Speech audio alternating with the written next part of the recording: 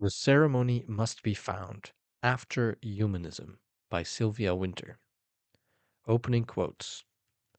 The ceremony must be found that will wed Desdemona to the huge moor. Oh, it is not enough that they should meet naked at dead of night in a small inn on a dark canal. The ceremony must be found, traditional, with all its symbols, ancient as the metaphors in dreams, strange with never before heard music, continuous, until the torches deaden at the bedroom door. John Peel Bishop, speaking of poetry. It would be the fact of the ceremony that Henry would balk at. Bonn knew this. It would be the ceremony, a ceremony entered into, to be sure, with a N-word, yet still a ceremony. William Faulkner, Absalom, Absalom. These doctors of philosophy never concede the moon to be less polished than a mirror. They want it to be more so, if that can be imagined, for they deem that only perfect shapes can suit perfect bodies. Hence the sphericity of the heavenly globes must be absolute. Galileo, Dialogues. The establishment of a royal cult, the Bakama, was an economically demanding development. Nonetheless, the political advantages accruing appear to be substantial. This, when added to the other ritual oppositions, neutralized the Bakwesi as a politico-religious force. The new fundamental relationship can be reduced to Bakama, purity slash and safety, culture. Bakwesi, putrid slash and danger, nature. Peter Schmidt, Historical Archaeology, a Structural Approach to African Culture.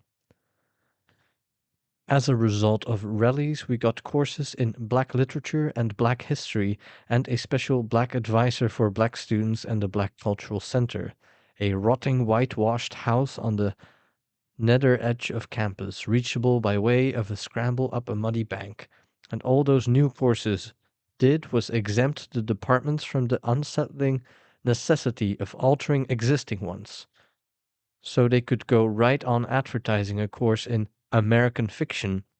that explicitly includes Hawthorne, Clemens, James, Wharton, Hemingway, Fitzgerald, and implicitly excludes Chestnut, Hurston, Richard Wright, and Ralph Ellison. David Bradley, Black and American, 1982. 1. The Studia Humanitatis, From Heresy to Orthodoxy. The crisis of irrelevance and of growing student defection to the vocational areas of education is part of an overall crisis of the episteme/organization of knowledge that was put in place, as Foucault shows, in the 19th century. This episteme, based on the triad biology, economics, and philology/literary studies, found what Van Damme calls, in the frame of his concept of the efficiency theory of truth, its efficiency criterion, in the context of the rise and expansion of the industrial age. And the crisis of our times is precisely that of the self-dissolution of this age. Sir Stafford Beer summed up the extent of this crisis in his introduction to a book by the Chilean biologists Maturana and Varela. He argued that contemporary scholarship is trapped in its present organization of knowledge, in which, while a man, quote, who can lay claim to knowledge about some categorized bit of the world, however tiny, which is greater than anyone else's knowledge of that bit, is safe for life, unquote, and in which, while papers increase exponentially and knowledge grows by infinitesimals, our understanding of the world actually recedes. And because our world is an interacting system in dynamic change, our system of scholarship, rooted in its own sanctified categories, is, in a large part, unavailing to the needs of mankind. If, he concludes, we are to, quote, understand a newer and still evolving world, if we are to educate people to live in that world, if we are to abandon categories and institutions that belong to a vanished world, as it is well nigh desperate that we should, then knowledge must be rewritten, unquote.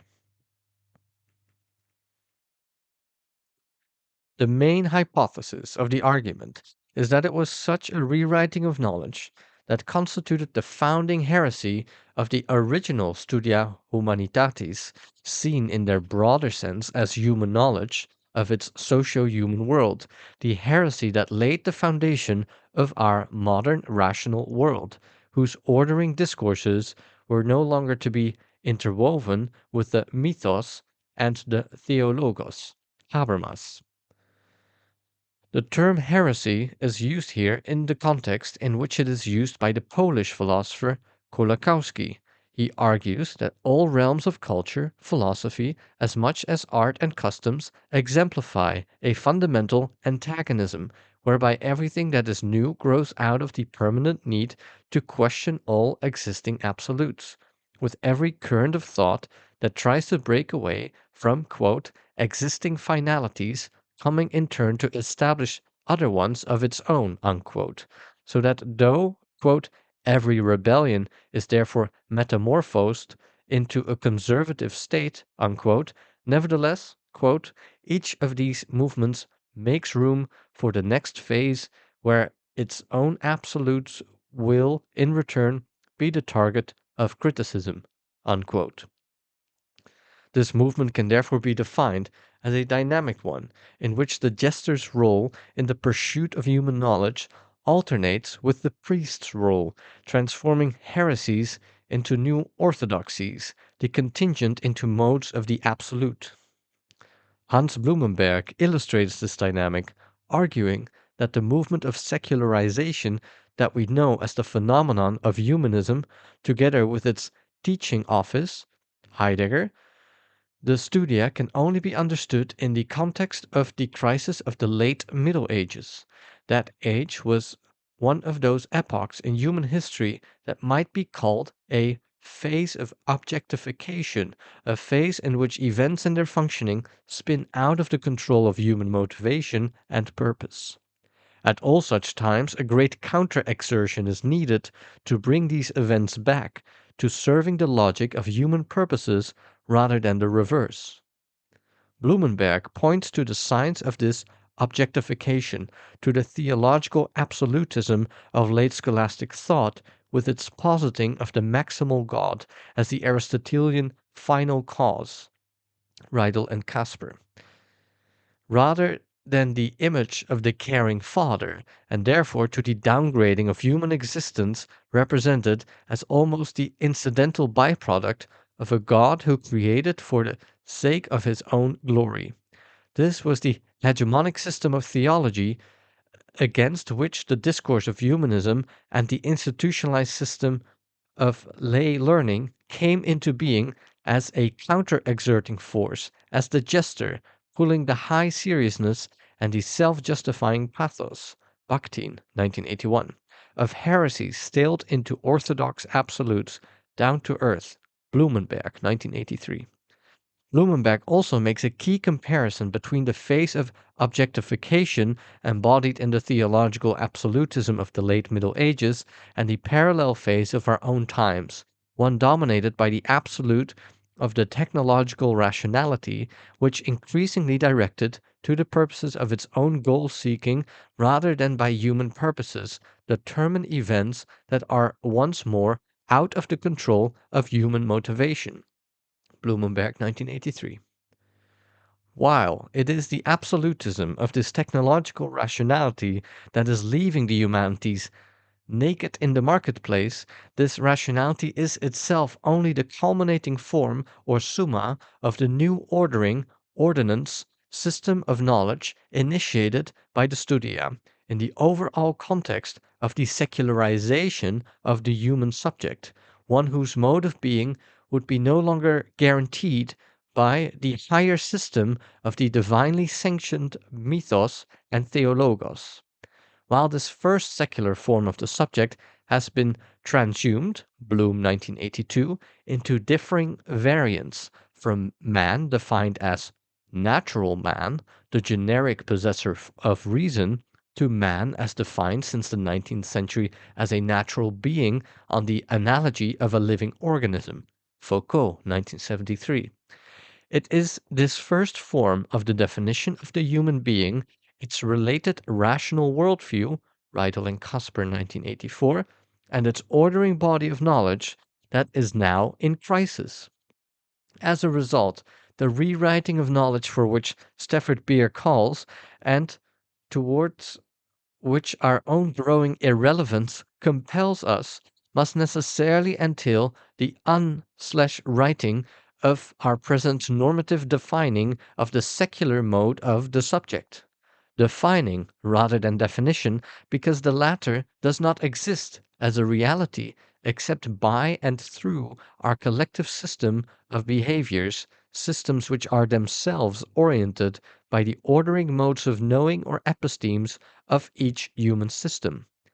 And the ordering epistemes are themselves reciprocally verified by those collective systems of behaviors which Derrida defines as writing in the broader sense, that is, by our putting into play the classificatory principle of sameness and difference, or systemic code about which each human system ensemble as a trans-subject's entity affects what Maturana and Varela call the autopoiesis through which all that lives realizes its mode of being. Maturana and Varela, 1980. For it is our putting into play the classifying principle that bonds us as such a group subject that we define ourselves as such a normative mode of the subject about which each system ensemble auto-institutes itself reciprocally, bringing that specific normative template of identity into living being.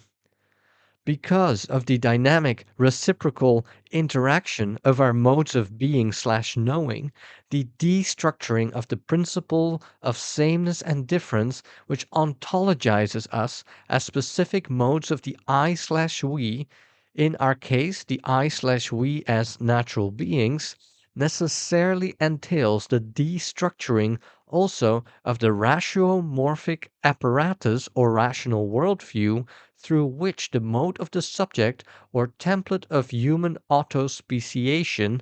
like the speciating template of all things living, knows the world in relation to the telos of its realization as a dynamic living entity. It is this destructuring that is implied, therefore, in the call for a rewriting of knowledge, the same destructuring/restructuring that was affected by the great mutation embodied in the discourse of humanism and dynamically in the practice of the studia.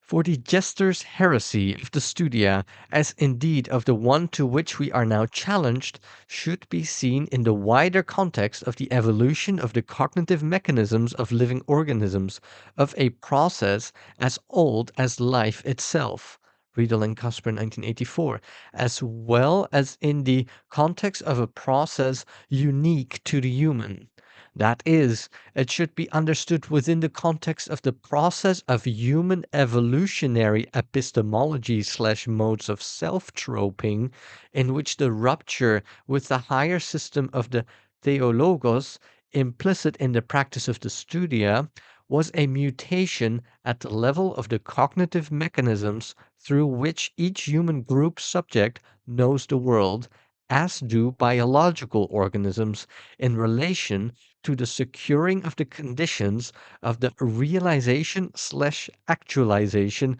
of their mode of being. Riedel and Casper, 1984. Genetically constituted in the case of biological organisms, rhetorico-symbolically in the case of humans. As Lanham points out, with the cultural revolution of the Renaissance, rhetorical man, who had been proscribed at the margins by the canonical dogmas of theologies, at last left the margins. The delights of the original humanists in rhetoric was therefore something that went beyond that of a mere fad. For the humanist had glimpsed here that, contrary to Plato, man was indeed double, that he invented for himself a second self, and then acted to verify the self, acting, quote, from role sustaining motives in a dramatic reality, unquote, Lanham, 1976. In his analysis of the role played by the discipline of rhetoric in the cultural revolution affected by the humanists, Ernesto Grassi traces the heretical role that their involvement with rhetoric, their turn to the model of Cicero, and to his insistence on the complementary nature of rhetoric and philosophy, since their common original function consisted in recognizing and analyzing the meaning of language in the historical process, played. This emphasis on rhetoric was to serve then, like Kolakowski's jester, as a questioning of the temporal absolutes of medieval philosophy, above all, revaluing the historicity of the human community, humanitas, as contrasted to divinitas, and of the knowledge to be gained from studying this historicity against its negative stigmatization by the then ruling order of knowledge. Natural Man and his works, as pertaining to the category of the post Adamic fallen flesh, only redeemable by the rebirth in Christian baptism, was thereby being revalued and brought into being as the first secular definition of Lanham's rhetorical man, constituted no longer by the divine name Christ, but, but by the verbal symbol man. White, 1950. Since, as O.D. Creutzfeldt points out, it is the mode of symbolic self-representation which functions as the external loop that links up with the neurophysiological machinery of the brain to create our worlds of mind or modes of consciousness, the world views through which we know self/world and orient our behavior. The shift from the divine name to the verbal symbol man, as in 1917, from man to the verbal symbol proletarian, was a shift to the first secular mode of human consciousness.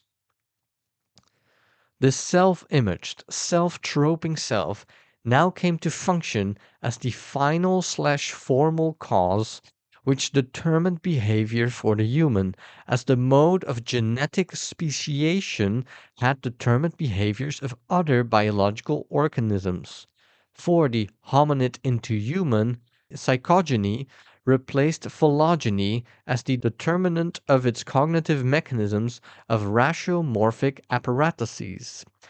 and the related inheritable programs would be stored in the systems of figuration encoded in the body of traditions/knowledges that would be called culture.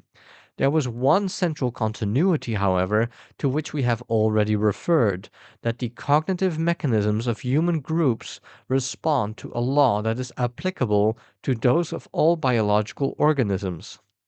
They therefore must know the world too in response to the telos of securing the conditions of the subject's realizing its system-specific mode of being as imagined in its governing template of identity.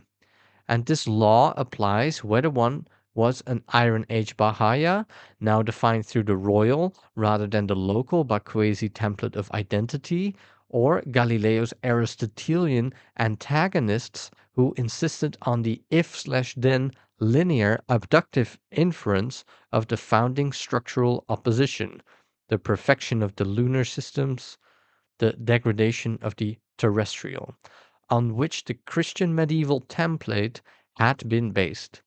or the naturally noble monarchical subject Othello, or the Puritan Southern slave-owning empirico-transcendental man, Foucault 1973, that was Faulkner's Henry, and they would therefore each act upon the world in the mode of the template's categorical imperative, obeying its related proscriptions and prescriptions, so as to fulfill the role-sustaining motives of the mode of the self in a dramatic reality. Paolo Valesio has pointed out, in the context of his proposal for the disciplinary matrix of a new rhetoric, that all human orders are held together by specific macro-organizing topoi, which are the necessary conditions of our shared and common human natures. Valesio, 1980.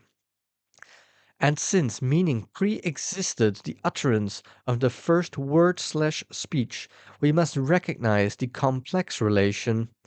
of language to pre-linguistic biological processes. The argument here is that the link of continuity/discontinuity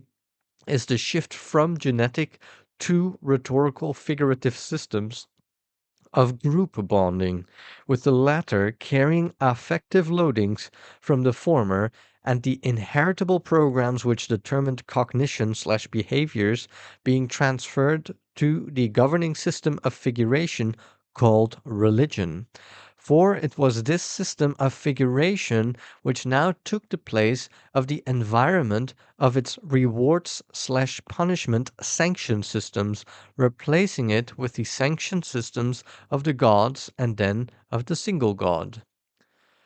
First, White and later Habermas pointed to a formative tendency or evolutionary process at work, which correlates the evolution of human cognitive mechanisms with the evolution of human modes of co-identification from the relatively closed aesthetic orders of the particularistic Paleolithic groups to the increasingly more inclusive ones. Monotheism, White argues, marked a high point in the evolution of human cognitive mechanisms. Once a single divine name had been postulated, the human could now come to know the world in relation to a single universal correlator. The concept of universality could then itself come into being. But because the varying monotheisms had come into being amongst different peoples in response to different needs, their universalities remained finally particularistic. What was needed was a single defining impersonal principle which would take the place of the divine names, of their specific conceptions of life/death, of the absolutization apparatus of the higher sanction system of the mythos, the logos of Paleolithic systems of identity, and of the theologos, that of creedal systems of identity. What we refer to as the founding jester heresy of humanism and the Studia Humanitatis is cited here. For, as Riedel and Casper point out, once humans had broken with genetically sanctioned inheritable programs and cognitive mechanisms, a risk factor had now entered the evolutionary processes of life. This was due to the fact that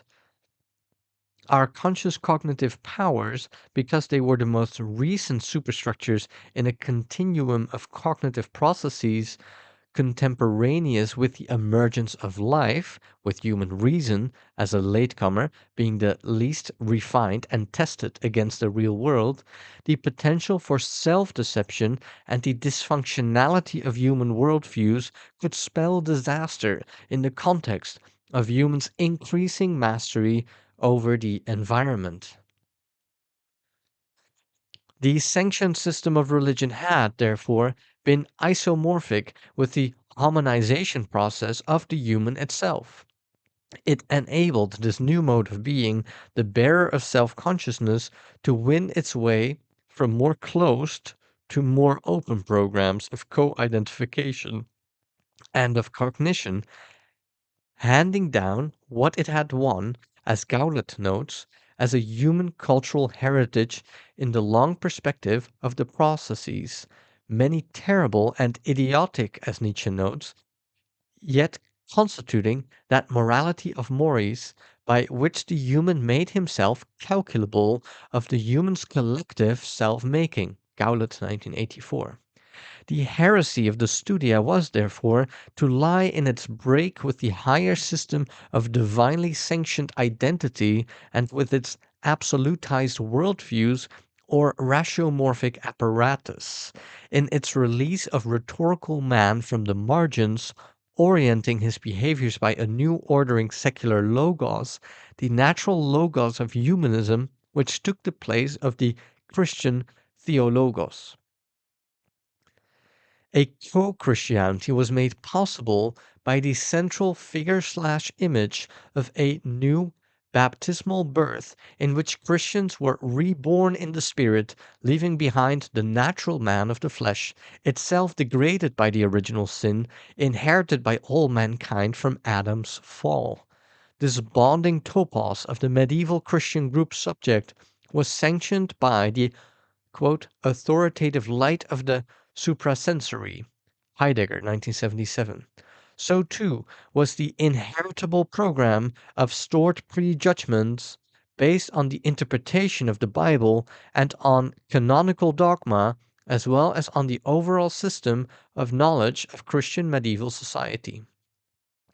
The normative order of knowledge, which was embodied in theology, expressed the founding structural opposition generated from the bonding topos of the order, the opposition between the category of the spirit, the new life to which one attained, pari passu, with Christian baptism, and the flesh, the life of unregenerate natural man before rebirth, a life that was now death. According to the inferential logic of its system of figuration,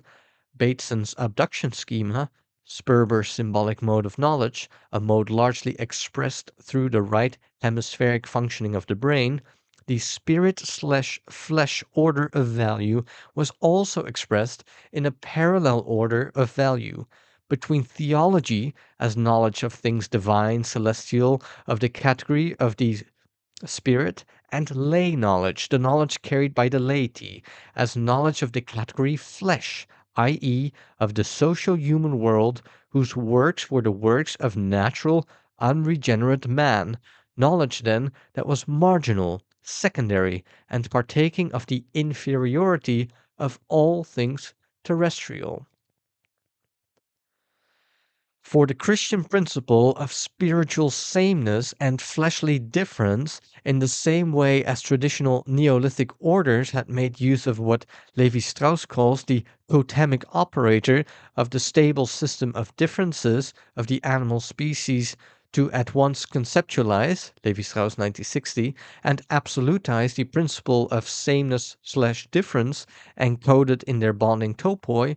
here made use of the represented planetary system of sameness/difference to at once conceptualize and absolutize itself.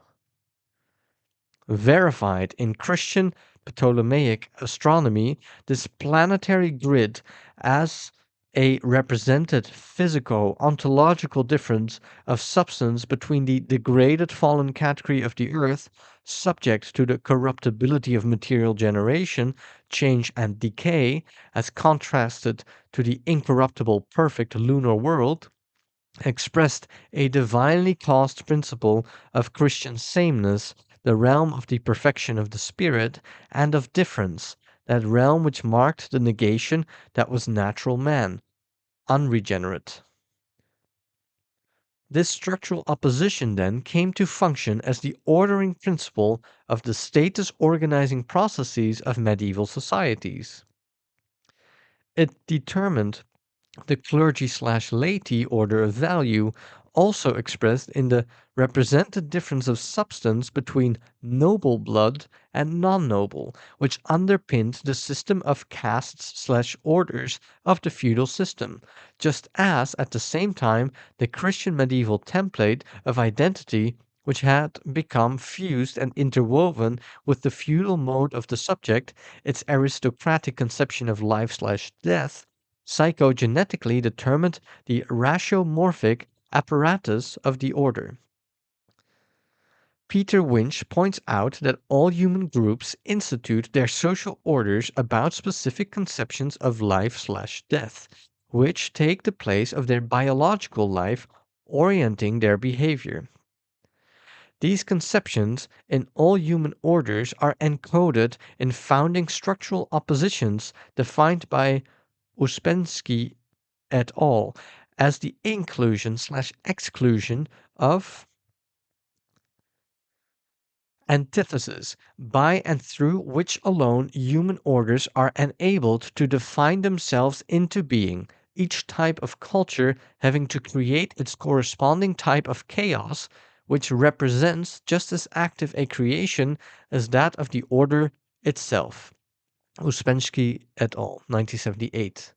All founding oppositions, such as that of the Bakama/Bakwesi cults of the Bahaya peoples of Iron Age East Africa, or of the lunar/sublunar of Galileo's antagonists, express the fact that human as organized orders not only struggle against the opposing chaos, but have need of it as well,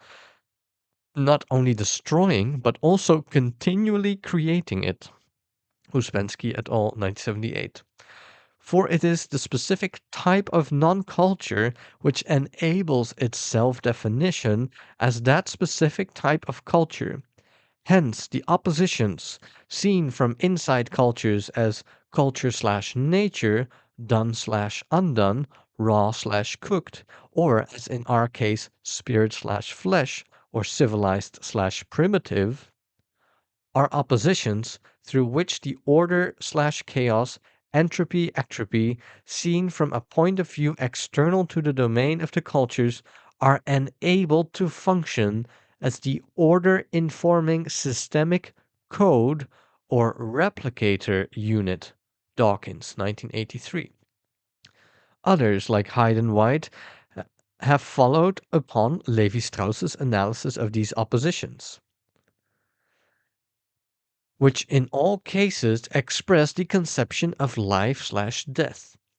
Peter Schmidt, in his study of the corpus of myths which reach back to Iron Age East Africa, has shown how the triumph of the mode of organization of a new royal dynasty over that of the local indigenous peoples organized about the spirit medium cults of the Bakwesi, the canonizers of the local template of identity, only fully succeeded when, as the narrative representations of the myths reveal, it had managed to transform the conceptions of life, death, order, chaos, with its newly created Bakama cult coming to signify culture/safety, and the Bakwesi coming to be figured as a dangerous, uncivilized force against which the royal order needs to confirm its legitimacy as the bearer of life to Bakwesi death. In the shift, the local template of identity has been made into the dailos, to the new agathos of a royally mediated identity. Schmidt, 1978. The title of this paper, borrowed from the multi-level meanings of Bishop's fine poem, here refers to the fact that once these structural oppositions have been put in place, they must then function according to laws applicable to all human systems, from that of the royal dynasty of the Iron Age East Africa to that of Christian medieval Europe, or to that of our own. By marking the mode of desire, the desire of life and of aversion to death, these structural oppositional codes function to orient the parameters of motivations/behaviors of the order. They are thus the very condition of the collective behaviors through which each human system realizes itself as such a system.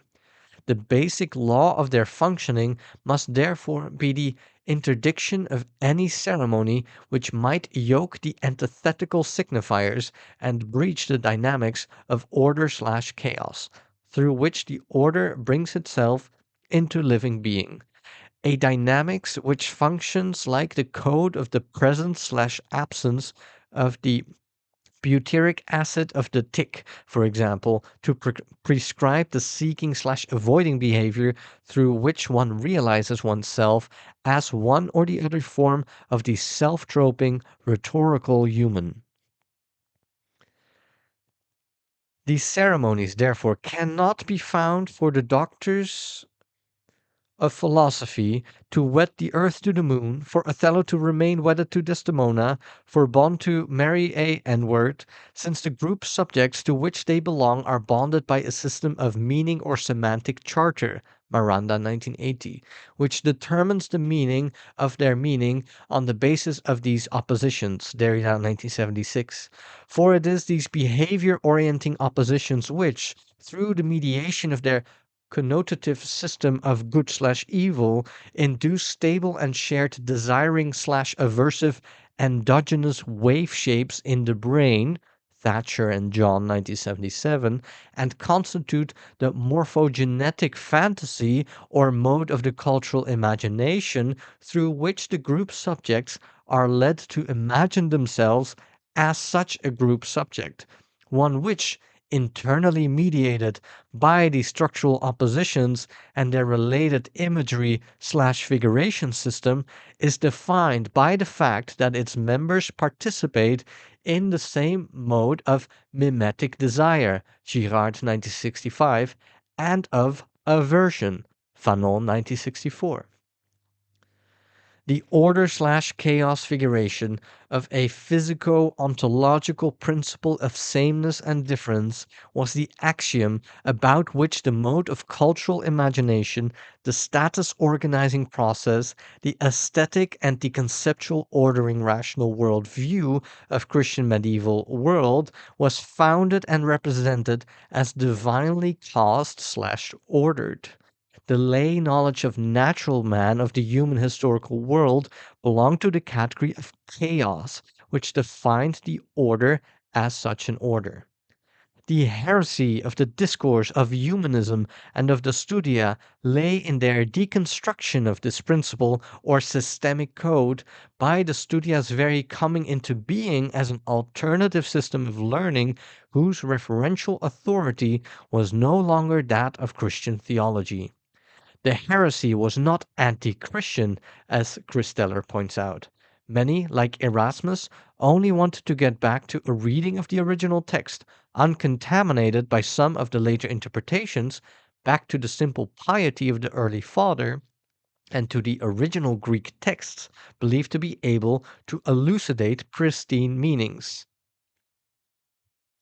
Yet it was here that a mutation occurred, in that a reversal had taken place. Instead of subordinating the lay activity of learning to the authority of theology, theology was now being submitted to the authority of the lay activity of textual and philological scrutiny in the name of the accuracy of historical meaning. The category of the celestial was being submitted to the activity of the humanista, bearers of the inferior mode of knowledge, a mode which had now begun to constitute itself as a new ordo or studium.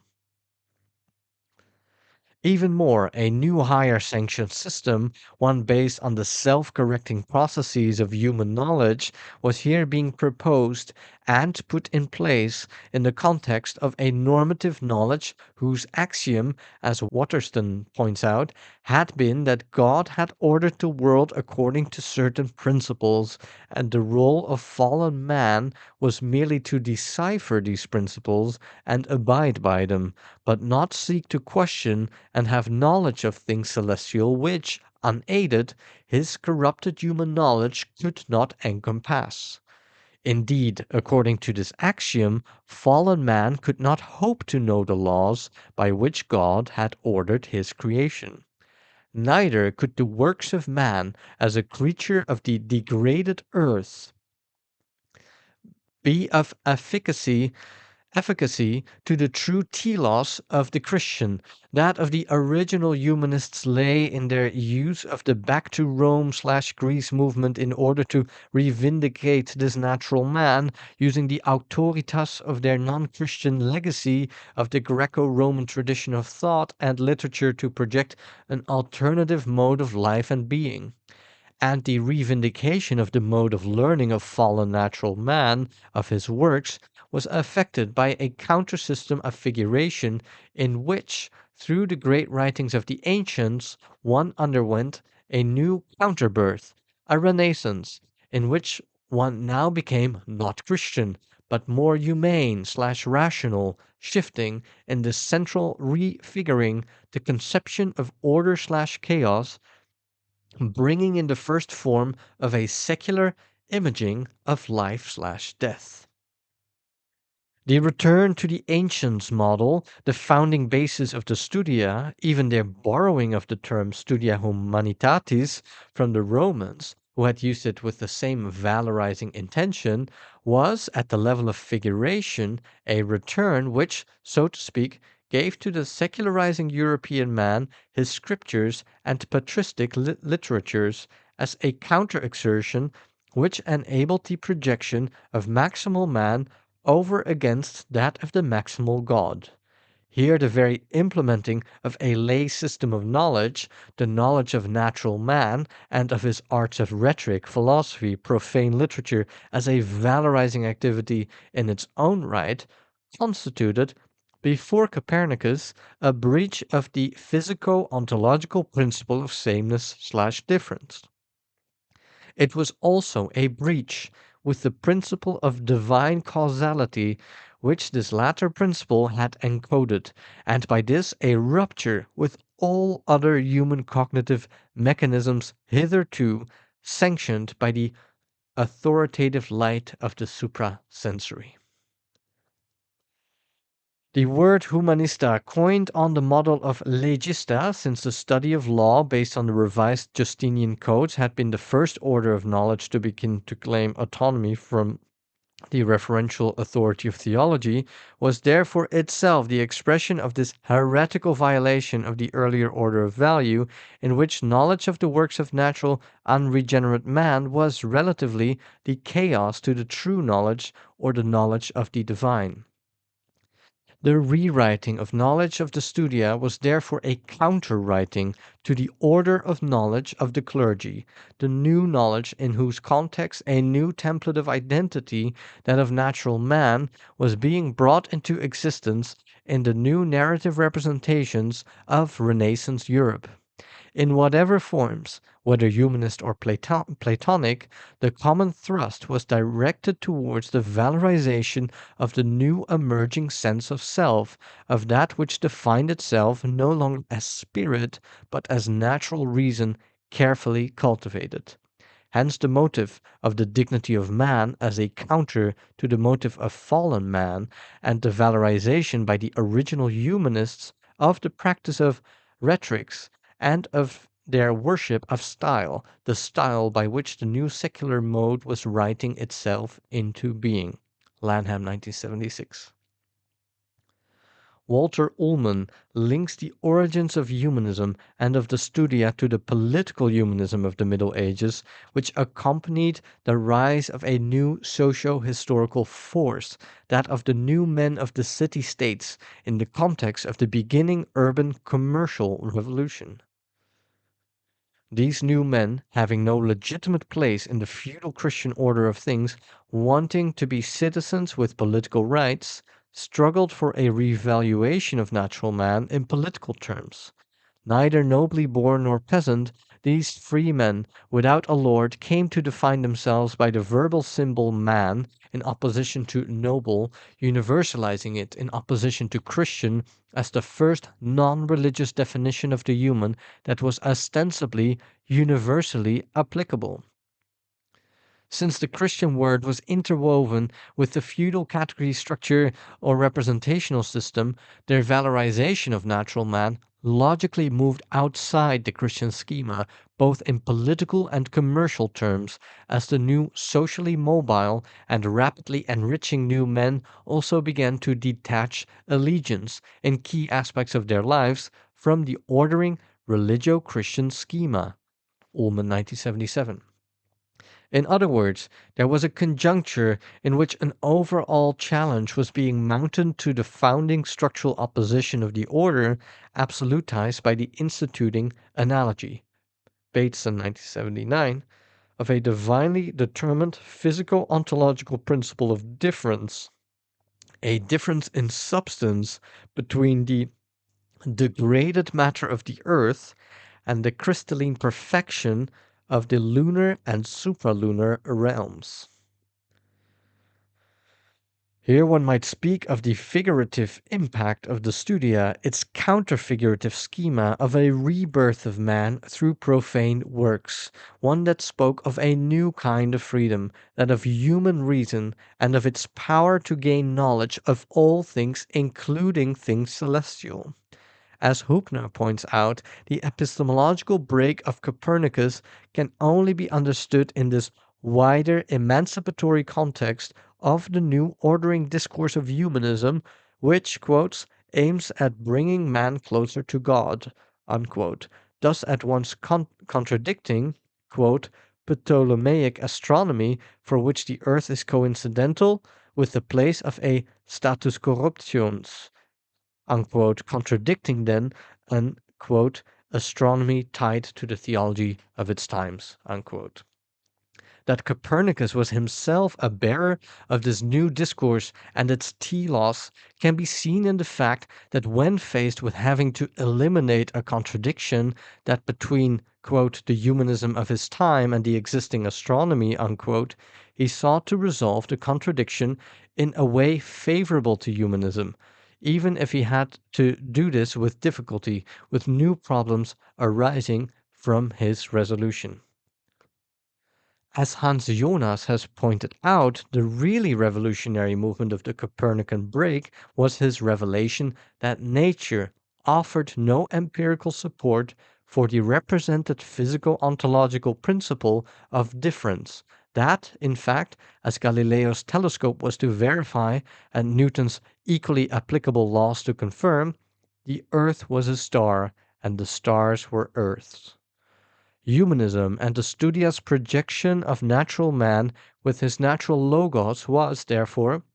as Hübner notes, part of a comprehensive thrust in which, quote, the entire world had begun to transform itself, unquote, pari passu, with the, quote, discovery of new continents and new seas, unquote, which was to bring in changes that shook the hitherto entrenched sacred structures of society, as the secularization of the state and the printing presses and the rise of the middle classes destroyed the, quote, old hierarchies and privileged classes, unquote. Out of this train of events, a mutation of the human cognitive mechanisms was set in motion, one in which the idea rose that, quote, the divine creation, like the construction of a great cosmic machine, had to be understandable by and through human reason. Hübner, 1983. It was in the context of this special and overall mutation of the cultural imagination of the human that the discontinuity that would constitute the new order of the natural sciences had begun, and that the later technology of Galileo's telescope had its origins. Central to the comprehensive attempt to bring men nearer to God, to breach the interdiction of ceremonies between the agathos/delos categories of the celestial and the terrestrial, was to be the rise of the vernacular narrative representations, pari passu with the Studia's turn to the ancient models and its valorization of profane letters and the autoritas of their deployment, their valorization then of the works of the human imagination vis-à-vis the scriptures as divine revelation. Even though the early humanists would mainly write in Latin, the valorization of profane letters was to contribute to the breaching of another order of value, that between Latin as the language of the Church and the vernacular. Already with Dante, the vernacular had been canonized poetically, but with the Renaissance, the earlier founding works began to be drawn together as a mutation now took place. This was to be the shift out of the religio-aesthetic ordering of the modes of the human imagination to the purely aesthetic ordering, with the rise to centrality of the new profane narrative representations that we have come to call literature, a secular figurative order that would no longer function as an adjunct and contestatory twin to the theological system of figuration, but would gradually become hegemonic, taking its place. Hans Blumenberg has pointed out that the counter-exertion to bring men nearer to God had already begun in the 14th century with Nicholas of Cusa, who went as far as was possible to reform the mode of thinking within the traditional schema, to retranslate its internal logic. His projection of the dialogue figure of the layman wiser than the theologian within the antithetical concept of wise ignorance was paralleled by ongoing transformations in the systems of figuration of the narrative discourses by the projection of the carnivalesque upside down figures. Bakhtin points to the existence in these modes of a dialectic of rigidification and rupture beginning in the Middle Ages with the co-development of forms of high literature together with the contestation of low folkloric and semi-folkloric forms that tended towards satire and parody, with the latter rising from the dregs of society and giving rise to the projection of subversive prominent types such as the rogue, the clown, and the fool. These types, while they were to be central to the later development of European literature, were also types whose, quote, images go back even further, into the depths of a folklore, unquote, emerging from the represented chaos against which the vertical medieval order instituted itself as such an order. For what Habermas sees as the coexistence of an evolutionary process based on Piaget's analogy of the ontogenesis of the child, in which the human, as it moves into more widely inclusive aesthetic structures, begins to divest itself of the centricities of the cognitive mechanisms of the closed aesthetic orders of more local modes of being, was quite clearly here at work in the evolution of precisely these aesthetic affective orders, which program the limits of co-identification. Habermas 1979 by means of systems of figuration or group boundary maintaining imagery systems. These newly projected figures served here as the subversive detonating force that began the destructuring of the boundary maintaining system as it was imagined/experienced by the Christian medieval group subject, and they initiated that transformation of the imagery system of the governing religious order of the imagination, replacing it at the public level with the figuration work of that ordering of the now secular imagination that can be described as the function of literature only if we describe the imagining subject as a functioning of that ordering.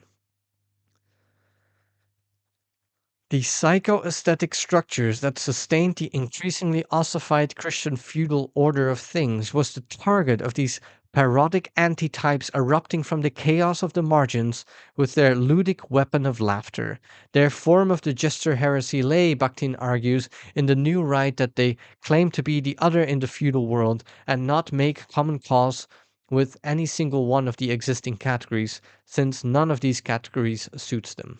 Their parodic laughter and stance of not understanding the social logic/illogic of the existing structures begins to make visible the vulgar conventionality that deformed human life in the decaying feudal structure, a structure which canonized its own rigidified order in the context of a new environment in which both its epistemic and aesthetic orders were anachronistic and dysfunctional.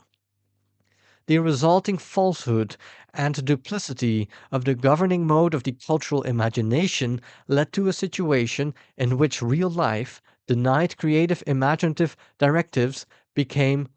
quote, crude and bestial, Bakhtin 1981. Against this falsehood that had, quote, come to saturate all human relationships, unquote, Fabliaux and Schwank satiric verses, parodic cycles, and folk traditions began to clear the ground, as new forms such as the novel, with the antitypes of rogues, clowns, and fools as the major protagonists, carrying over the original carnivalesque inversion function, breached the interdictions, the vertical structuring principle, by parodying the high seriousness of its self-justifying discourse. The theological absolutism of the late Middle Ages, which had taken the simple executive solution of repressing any awareness that causes come to us from many sides and that humans live in a, quote, multilinear, multi-reinforceable causal world, Riedel with Casper 1984, had opted for the solution of a single original cause made into the final cause, of which the maximal God was the exemplar. This led to an orienting practico-theoretic logic of extreme idealism, which negated the existence/validity both of the temporal material world and of the complementary nature, along with the spiritual, a negation of their causal inputs. Riedel with Casper, 1984.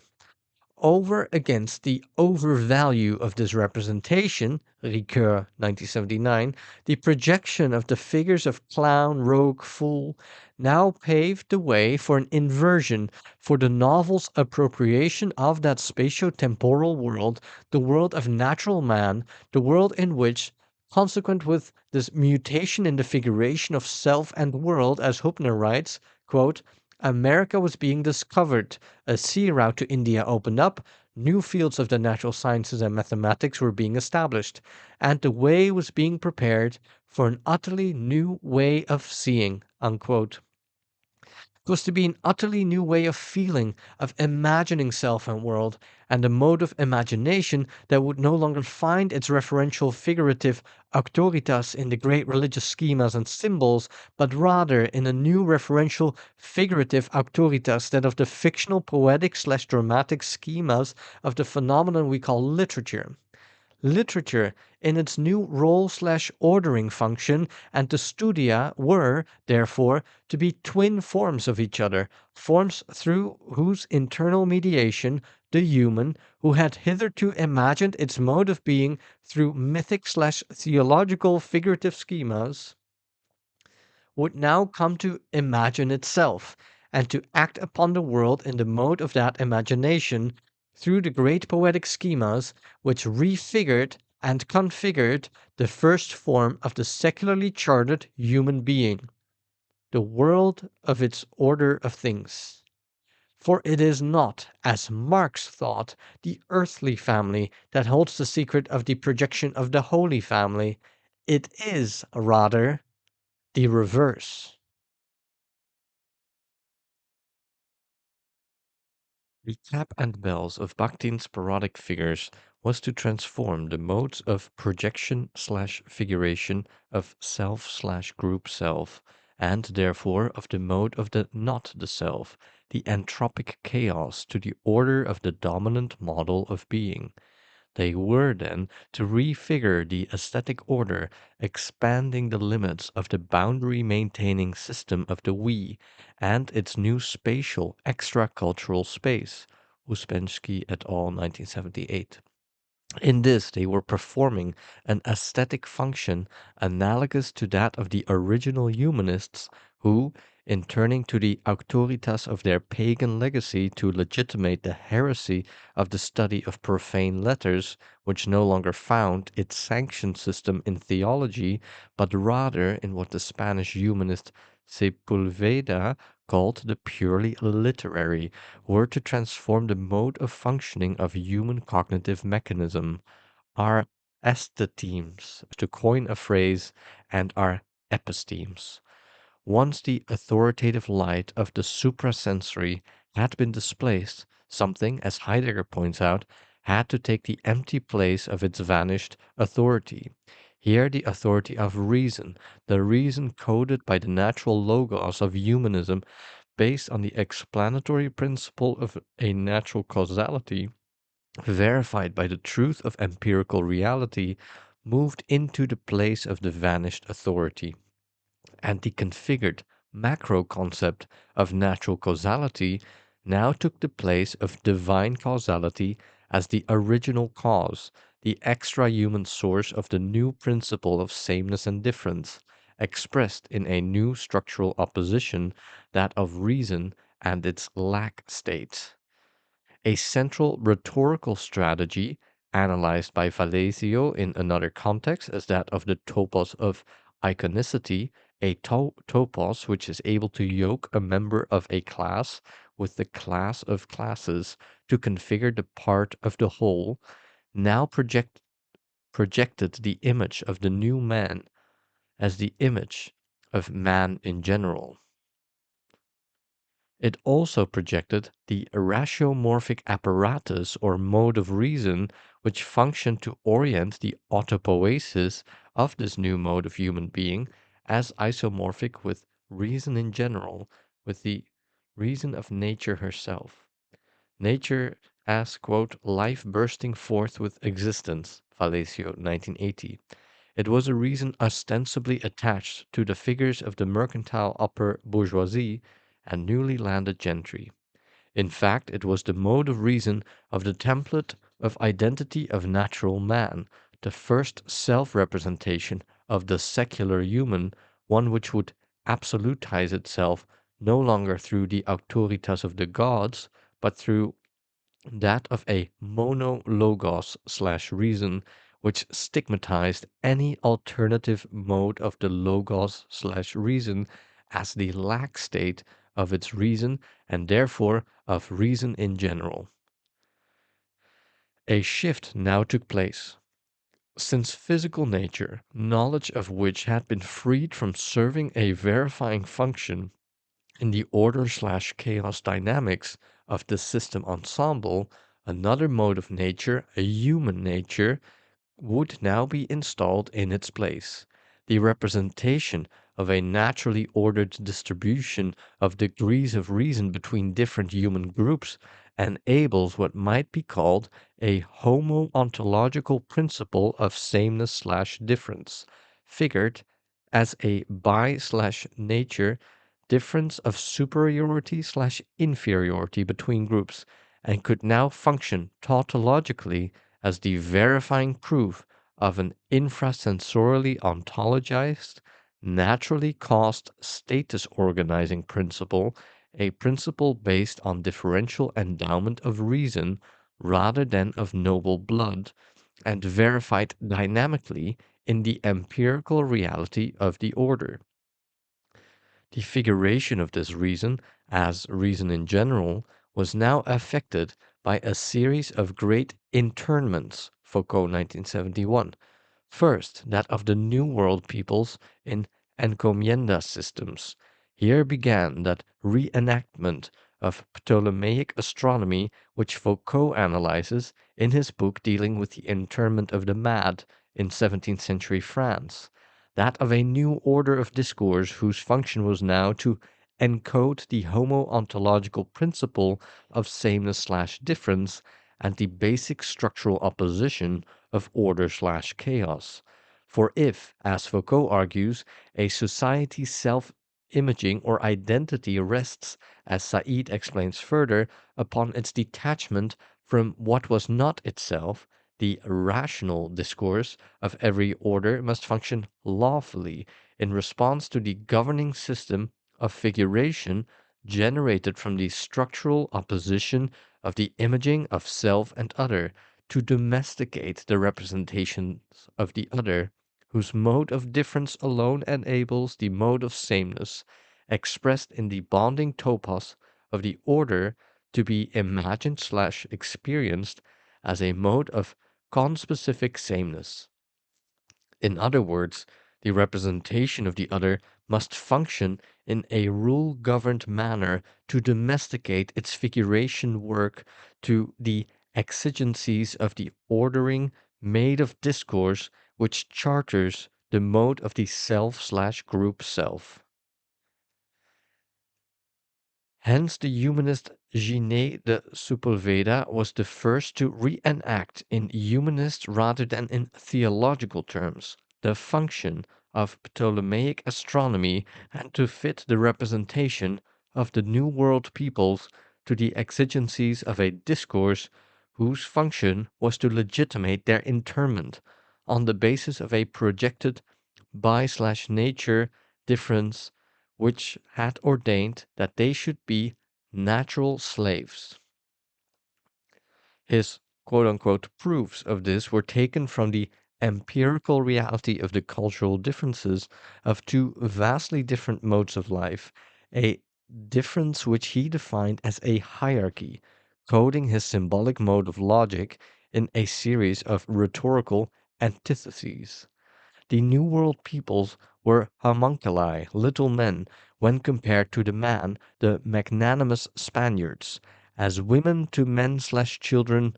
to parents/monkeys to men. The proof of this was that they lacked letters and written monuments to their history. The fact that they offered humans as a sacrifice to their gods proved that they lacked natural reason. Ouspensky et al. Point out that the expansion of any sphere of cultural organization leads to the expansion of a sphere of non-organization. If the "narrow world of Hellenic civilization" had its corresponding narrow sphere of encircling "barbarians," the spatial growth of ancient Mediterranean civilization was accompanied by the growth of the extra-cultural world. With the shift of Mediterranean man into a planetary dimension, the Greek barbarians would be refigured as the homunculi natives, defined not by their lack of the Greek mode of order, but by their lack state of the first form of secular human reason, projected as isomorphic with natural reason, as the irrational chaos, then, to the naturally rational order of the human. The interment of the New World peoples would be followed by that of the African lineage groups, homogenized under the commercial trade name of N-word. This objectification of the human was justified at first in religious terms as divinely caused by the curse placed on Ham. Soon the shift will be made to the humanist concept of natural causality, of a by/nature determined difference of reason, in which the African mode of cultural reason was seen as a non-reason, and his internment in the plantation system as slave labor, as being carried out for the purpose of rationalizing him/her as an inferior mode of being in need of rational human baptism. The great interments of the encomienda/plantation archipelago was followed in Europe itself within the internal logic of the same ordering discourse, with that of the mad as the opposed icon of that defect of natural reason which mnemonically equated the secular humanist mode of reason with reason in general.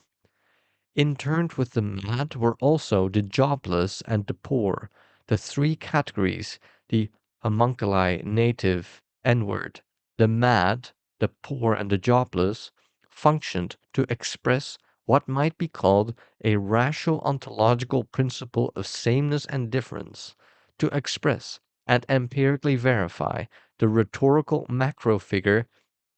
of a natural causality which differentiated human groups along a continuum of different degrees of rationality, a differentiation which was part of a universal law of nature beyond human control.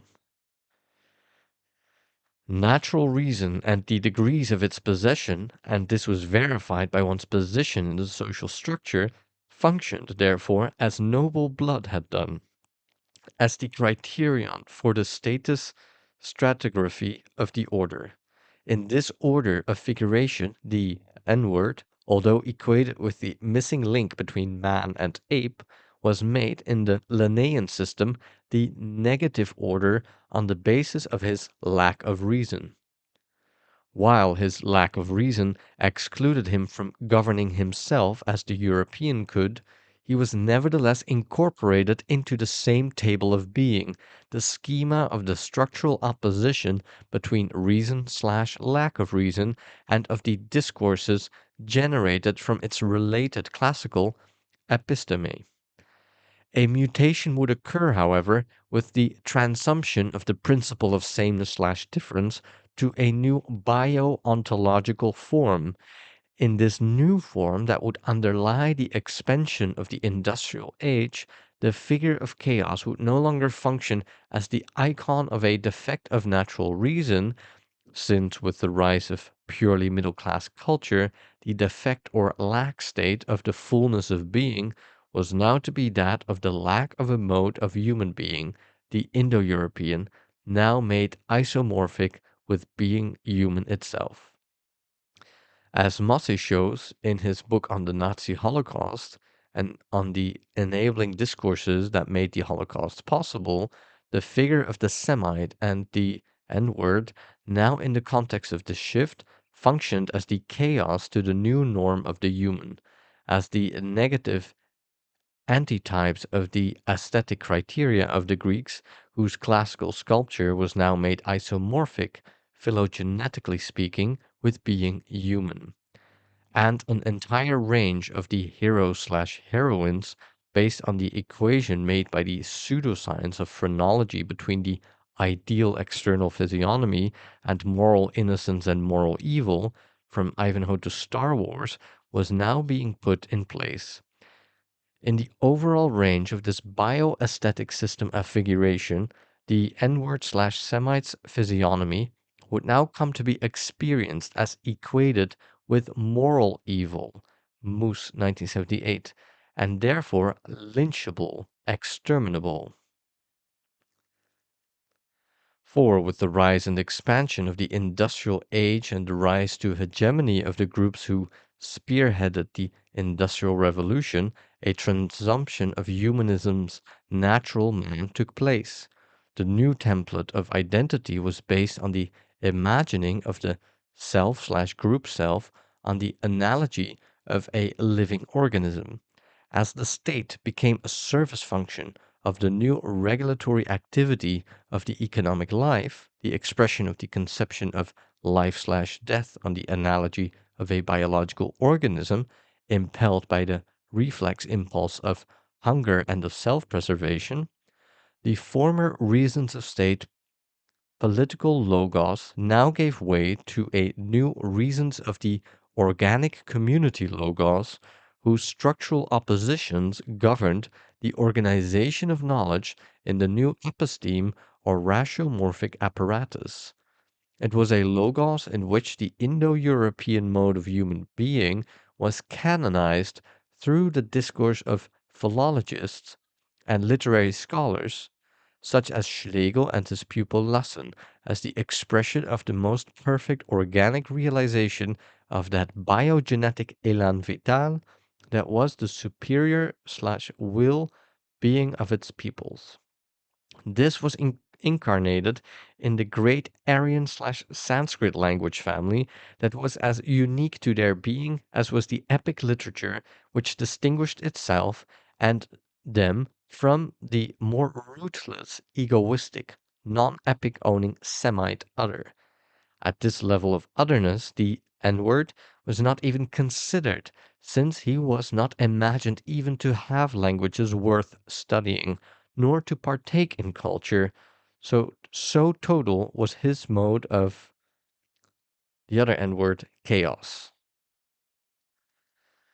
These social behaviors that were to verify this topos of iconicity which yoked the Indo-European mode of being to human being in general, and the new middle-class model of identity to the exemplary norm of this new empirico-transcendental doublet, man, Foucault 1984, imagined/experienced as if a natural being, would be carried out by the complementary non-discursive practices of a new wave of great interments of native labors in new plantations orders, native wage labor,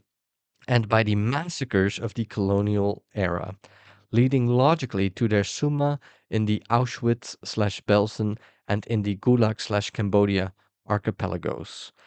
Through all this, different forms of segregating the ultimate chaos that was the black, from the apartheid of the South to the lynchings in both North and South, to their deprivation of the vote and the confinement in an inferior secondary educational sphere, to the logic of the jobless/ghetto/drugs, crime, prison archipelagos of today, ensured that, as Uspensky et al. Note, the active creation of the type of chaos which the dominant model needs for the replication of its own system, would continue. It thus averted any effort to find the ceremonies which could wed the structural oppositions, liberating the black from his chaos function, since this function was the key to the dynamics of its own order of being. As Lacasas had argued against Sepulveda, when refuting the latter's humanist theory that human sacrifice carried out by the New World peoples was proof of the fact of their lack of natural reason, and therefore that it was just to make war against them, to protect the innocents who were sacrificed, and to take over their territory, quote, to sacrifice innocents for the good of the commonwealth is not opposed to natural reason, is not something abominable and contrary to nature, but is an error that has its origin in natural reason itself, unquote. It is an error, then, not in the speaking/behaving subjects, but in the ratiomorphic apparatus generic to the human, the cognitive mechanism that is the, quote, most recent superstructure in a continuum of cognitive processes as old as life on the planet, and as such the least tested and refined against the real world, unquote. Riedel and Casper, 1984. And it is only with science, as Riedel and Casper, quoting Roman Sexel, observe that there is ever any true, quote, victory over the ratiomorphic apparatus, unquote, such as that of Galileo's and his telescope over the abductive logic of the if/then sequence of inference dictated behind the backs of their consciousness to the Aristotelian doctors of philosophy as the speaking subjects of the Christian medieval system ensemble. 2. Reenacting heresy, the new studies and the studia as a science of human systems. The main proposal here is that the calls made in the 1960s and 1970s for the new area/programs of studies was, although non-consciously so at the time, calls which reenacted in the context of our times a parallel counter-exertion, a parallel jester's heresy to that of the studias. But because of our non-consciousness of the real dimensions of what we were about, we asked at first only to be incorporated into the normative order of the present organization of knowledge, as add-ons, so to speak. We became entrapped, as a result, in Bantustan enclaves labeled ethnic and gender and/or minority studies. These enclaves then functioned, as David Bradley notes, inter alia, to exempt English departments from having to alter their existing definition of American literature.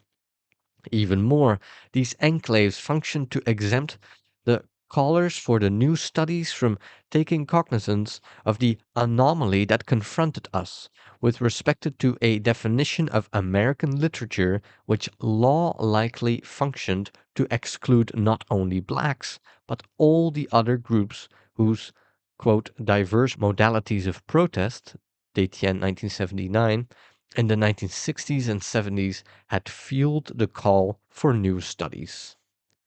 Thomas Kuhn points out that the recognition of anomalies is the first step which leads to changes in the paradigms of the natural sciences. And in the same context, the linguistic scholar Whatmo had argued that human observers are parts of the cosmos which they observe, that since all the knowledge that orders our behavior is gained from these human observers, such knowledge must either be solipsistic or reduce man to a part of his environment. This knowledge is, therefore, not to be trusted unless the observer in his role as knower finds the means to convert himself into an external observer. Among the means which he proposes is the taking of the, quote, all-pervading regularity noted in language, unquote, rather than the speaking subject as the object of investigation. And these regularities appear, quote, all along the road through the hierarchy of language, from everyday chit-chat through law and religions, liturgy and homily, poetry, literature, science and philosophy to logic and mathematics, unquote. These regularities, he goes on, will enable the knower to make use of what he calls the mathematica techne, which enables her/him to treat languages like chemistry, for example, according to their grammars of regularities, as if man, i.e., the speaking, thinking, representing subject, did not exist at all. One problem remained, however, that of the perception of these regularities. For, because the regularities are, so to speak, built into the discourses, the users of these discourses cannot normally isolate the existence of these regularities. Watmo, 1967. And, as Foucault reminds us, this problem is applicable not only for the boundary maintaining true discourse of the positivism inherited from the 19th century episteme, but also for the eschatology of positivism's counter-discourse, Marxism, both generated from the same ground, Foucault 1973, of a materialist metaphysics, and each dialectically the condition of the post-atomic dysfunctional sovereignty of the grammar of regularities of the other. The anthropologist Legesse has pointed to the extent to which we are trapped in the ordering categories and prescriptions of our epistemic orders. He notes, however, that the liminal groups of any order are the ones most able to free us from these prescriptions, since it is they who existentially experience the injustice inherent in structure. Legesse 1973. That is, in the very ordering of the order which dictates the grammar of regularities through which the systemic subjects perceive their mode of reality as isomorphic with reality in general.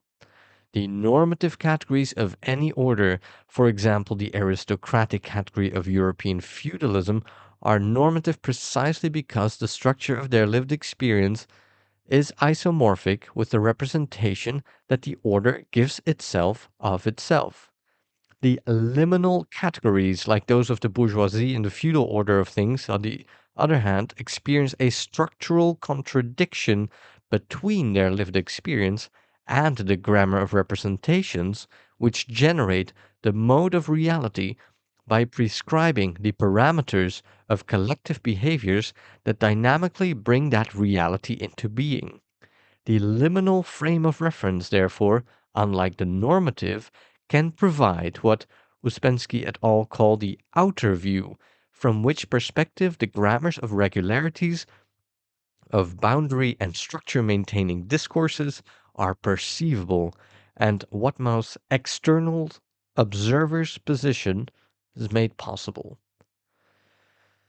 What the calls for the new studies at first overlooked, however, was precisely the regularities which emerged into view in the wake of the diverse modalities of protest, whose non-coordinated yet spontaneous eruption now brought into unconcealedness not only the law-like rule-governed nature of the exclusion of the diverse protesting groups/categories as group subjects from any access to the means of representation, but also the irregularities of the exclusion of their frames of reference and historical/cultural past from the normative curriculum, an exclusion so consistent as to be clearly also rule governed. This consistency was reinforced by the emergence of the equation between the group/categories excluded from the means of representation and the ratios of their degrees of socio-economic empowerment/disempowerment in the world outside.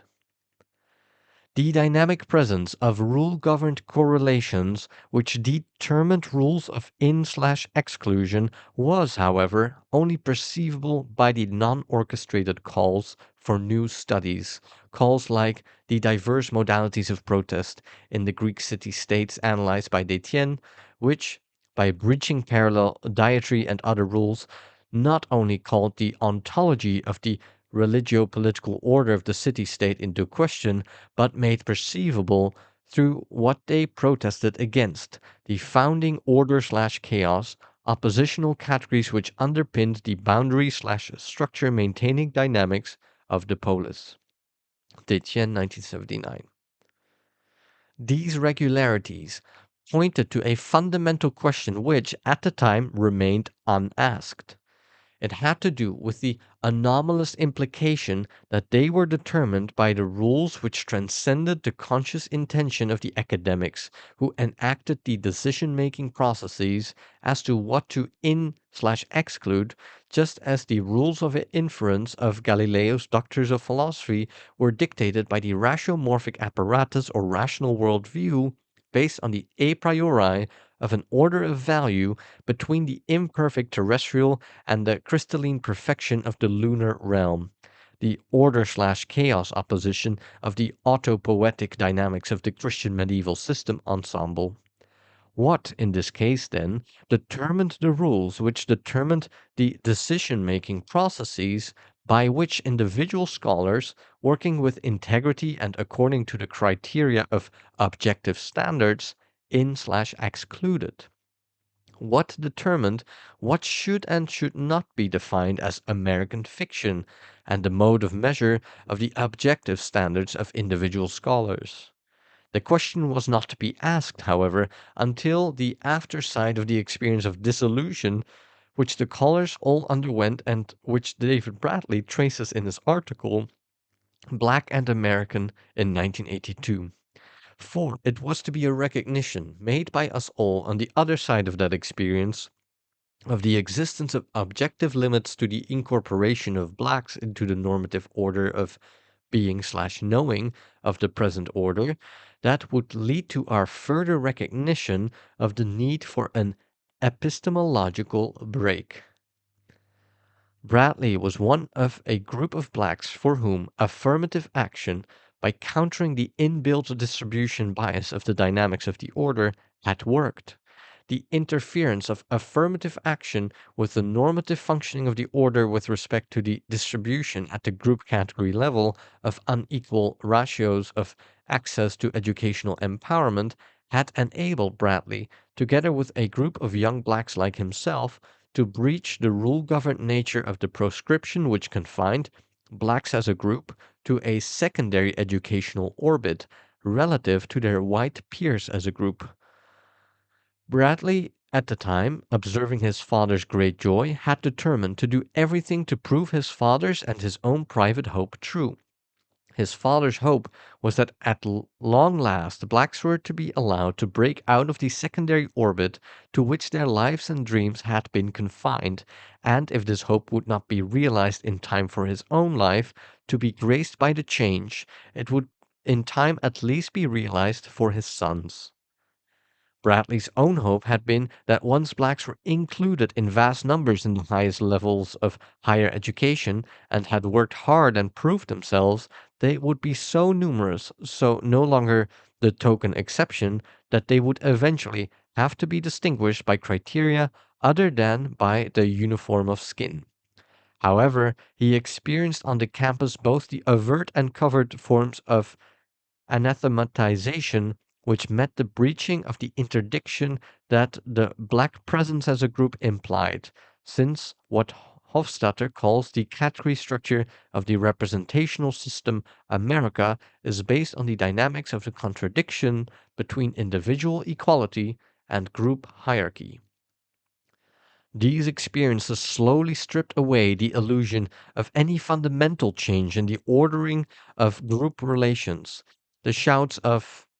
N-word in the citadel of reason, in the heart of the non-redneck campus, the phoned bomb threats, the fragile defenselessness of the black students in the face of a mindless hostility, the ineffective wringing of hands of concerned liberal whites, were paralleled by the more discreet act of partition d'Etienne, 1979, by university administrators whose prescription of the financially starved black culture center, always a whitewashed, rotting house to be reached by a scramble up a muddy bank, mainly always on the nether edge of campus, once again gave the rule-governed regularity of the game away. Blacks would be allowed on the campus as a group, admitted to have even a culture, as long as this culture and its related enclave studies could be made to function as the extra-cultural space in relation no longer to a WASP, but now more inclusively to a white American normatively Euro-American intracultural space as the mode of chaos imperative to the latter's new self-ordering. The readapted Western culture core curriculum is the non-conscious expression of this more democratizing shift from WASP to Euro. Indeed, once this marginalization had been effected, the order of value recycled in different terms, with the category homeostasis returning to its built in normalcy, the abuse and the bomb threats ceased. Order and chaos were once more in their relational interdefining places, stably expressing the bio-ontological principle of sameness and difference of the present order as the rule-governed discourse of Galileo's doctors of philosophy functioned to verify the physico-ontological mode of sameness and difference on which the Christian medieval order rested before the Studia and Copernicus, before the jester's heresy of the figures of the rogue clown fool had pulled the high seriousness of its self-justifying self-representation down to earth. Bradley now recognized that he had been wrong to hope that black lives, from his father's to his own, had to, quote, run along the same line, one that rises and falls like a sine wave, unquote, one that is, quote, a graphed function not of a mathematical relation between sides and angles, but of a social relationship between blacks and American society itself, unquote. Sometimes the line could be, quote, on the positive side of the baseline, unquote, at other times on the negative side. If the effects were different, the function had always to remain the same. Thus, this hope for the next generation of blacks, in this case for his young godson, would have to be cut down to realistic size. His hope could only now be that by the time his godson came of age, the, quote, graph of black will once again be on the upswing, unquote, giving him, as Bradley himself had, quote, a little time to gain some strength, some knowledge, some color to hold inside himself, unquote. For that could be, quote, all the hope there is, unquote. Yet the beginning of hope also lay here. The recognition of the regularities pointed outside the functional rhetoric of the liberal creed to the existence of objective limits and, therefore, of laws of functioning which, beyond the conscious intentionalities of their subjects, white or black, determined the limits to the order's normative incorporation of those whose lives in a free country had to be made to serve as the graphed function of the boundary maintaining system as its markers of chaos, the not us. The Spanish historian Amerigo Castro had noted the existence of this systemic function of blacks in the comparison he made between their function and that of Jew and Moor in 16th century Spain. Although converted Christians and therefore, quote, according to the gospel and the sacraments of the church, unquote, forming a part of the mystical body of Christ and his church, these categories had been stigmatized as being of unclean blood and heretical descent, i.e., not Spanish Christian. Their proscribed lives, they were excluded from jobs, many were burned at the stake by the Inquisition for heresy, enabled them to function as the mode of difference from which the new secularizing bonding principle of limpieza, which came to constitute the boundary maintaining system of the statal group subject of monarchical Spain, could be generated as an ontologized principle of sameness.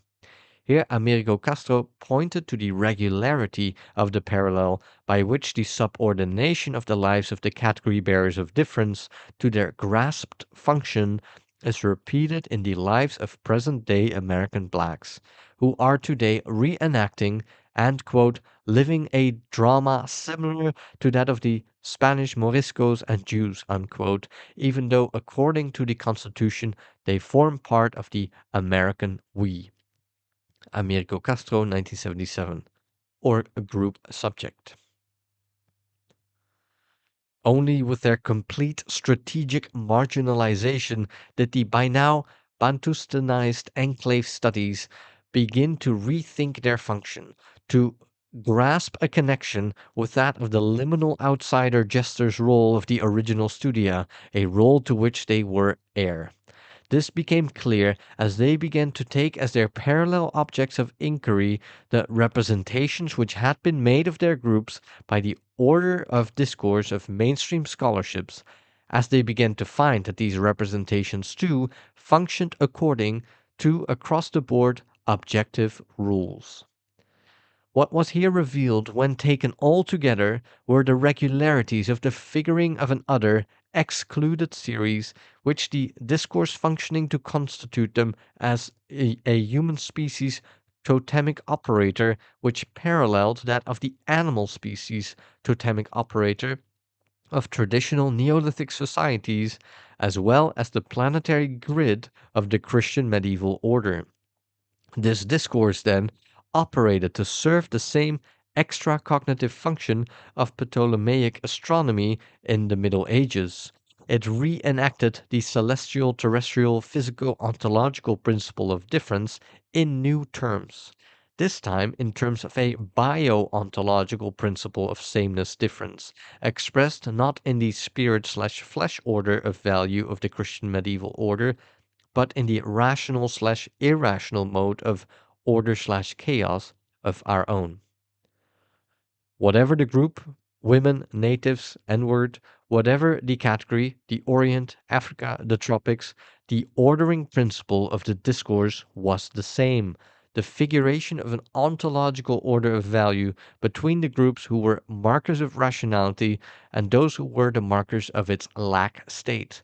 and the analyses which had begun to perceive the law-like regularities of these ordering discourses went from Virginia Woolf's observation of the compulsive insistence by angry male professors on the mental inferiority of women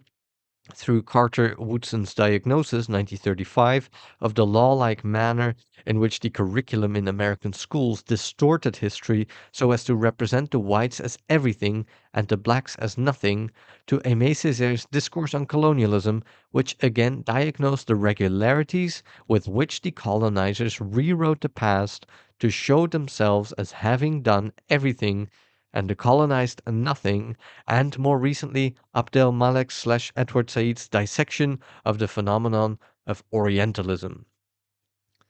What began to come clear was the reality of the reflex automatic functioning of rules of figuration parallel to those of Galileo's doctors of philosophy, which went beyond the intentionality of the objectively rational scholar, rules which then revealed that the objectivity was that of the ratiomorphic apparatus or cognitive mechanism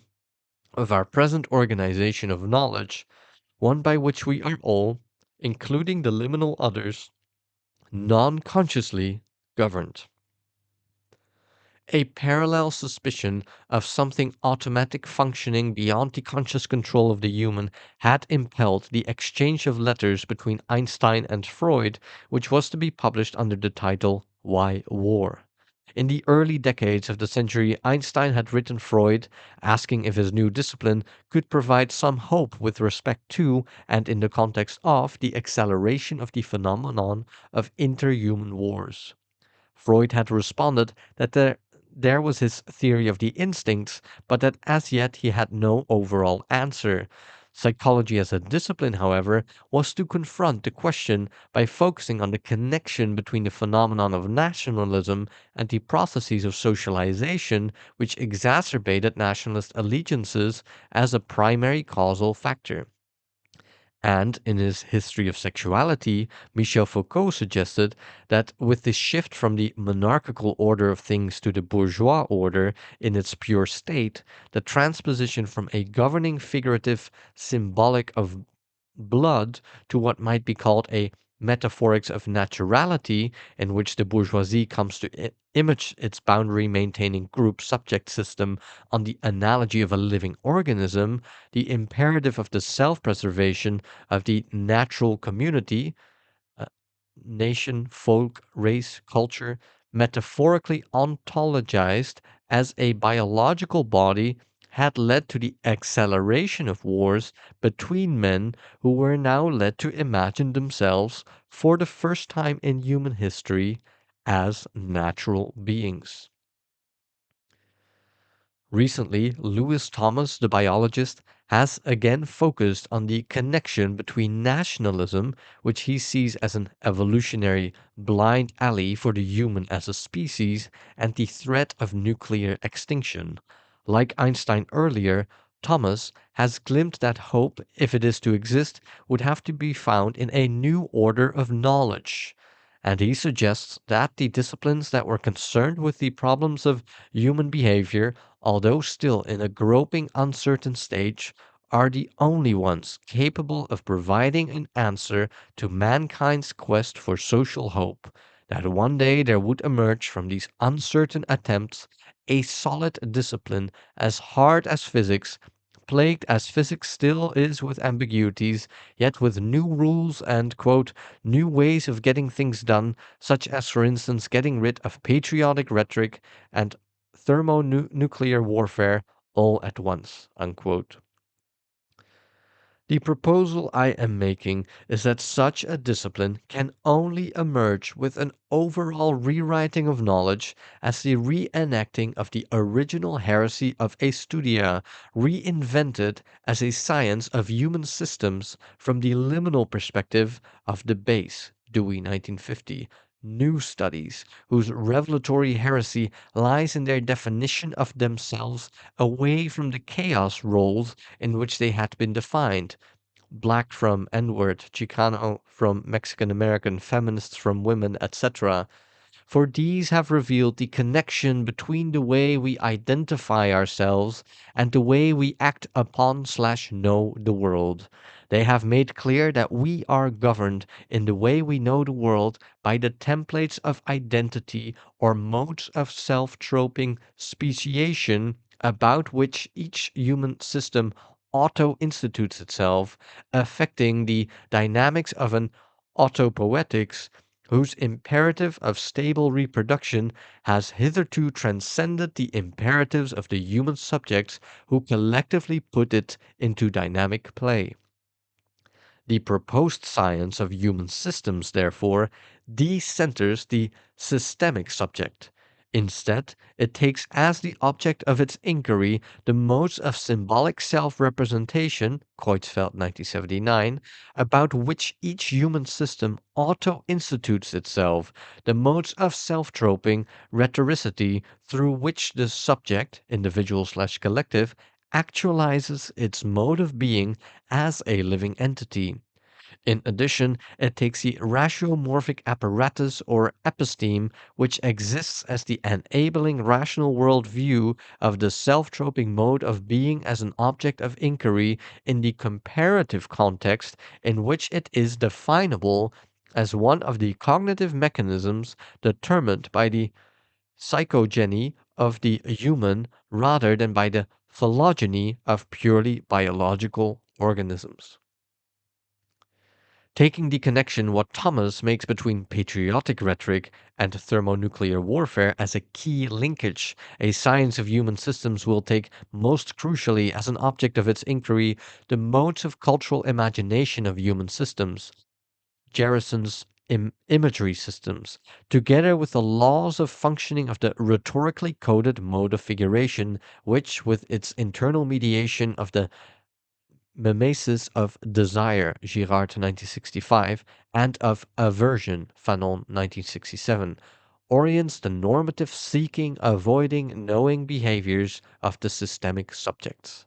For it is this governing system of figuration generated from the mode of self-definition, which integrates with the neurophysiological machinery of the brain, that functions as the shared integrative mechanism, determining not only the mode of consciousness or world of mind of the order,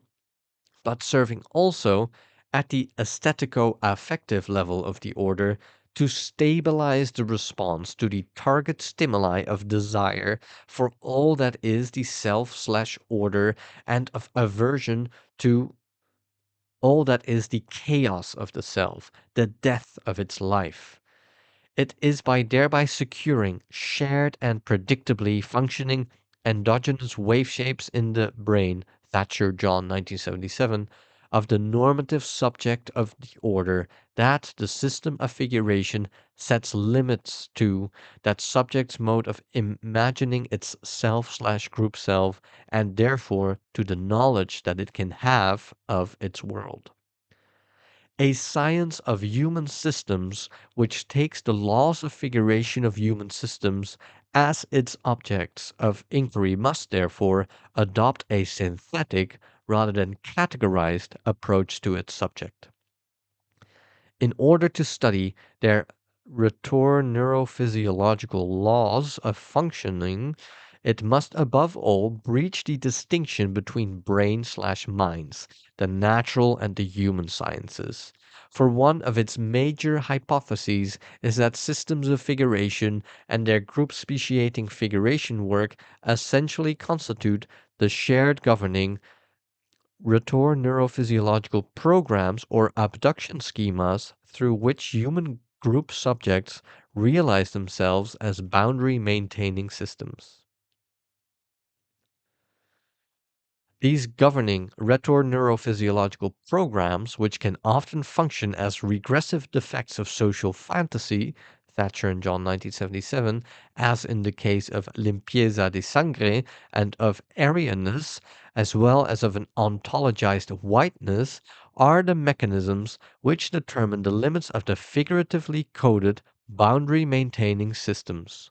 They then function, as in the case of the American order, to set objective limits, such as those to Bradley's hopes, to the definition of its fiction, and to the possible non-proscription of the Black Culture Center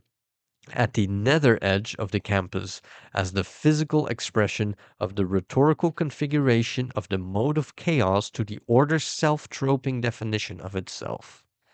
Hence, the paradox of the major proposal that we make,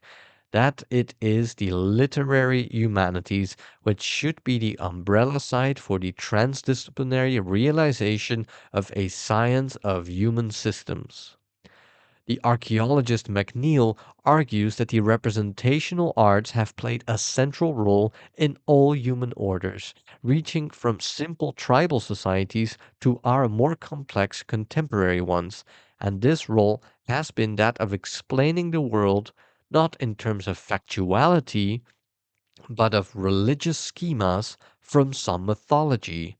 These schemas, the phenomenon defined by Bateson as the informing morphogenetic fantasy, by Winch as the schemas which encode the order's conception of life/death, once in place function as the independently real, Winch 1970, for that society, orienting behaviors. McNeill further argues that, quote, literature and the humanities in general, unquote, as the modern form of these representational arts should be, quote, studied objectively from the outside, unquote, just as the ethnographers would investigate, quote, the parallel arts in tribal societies, unquote, McNeill 1981.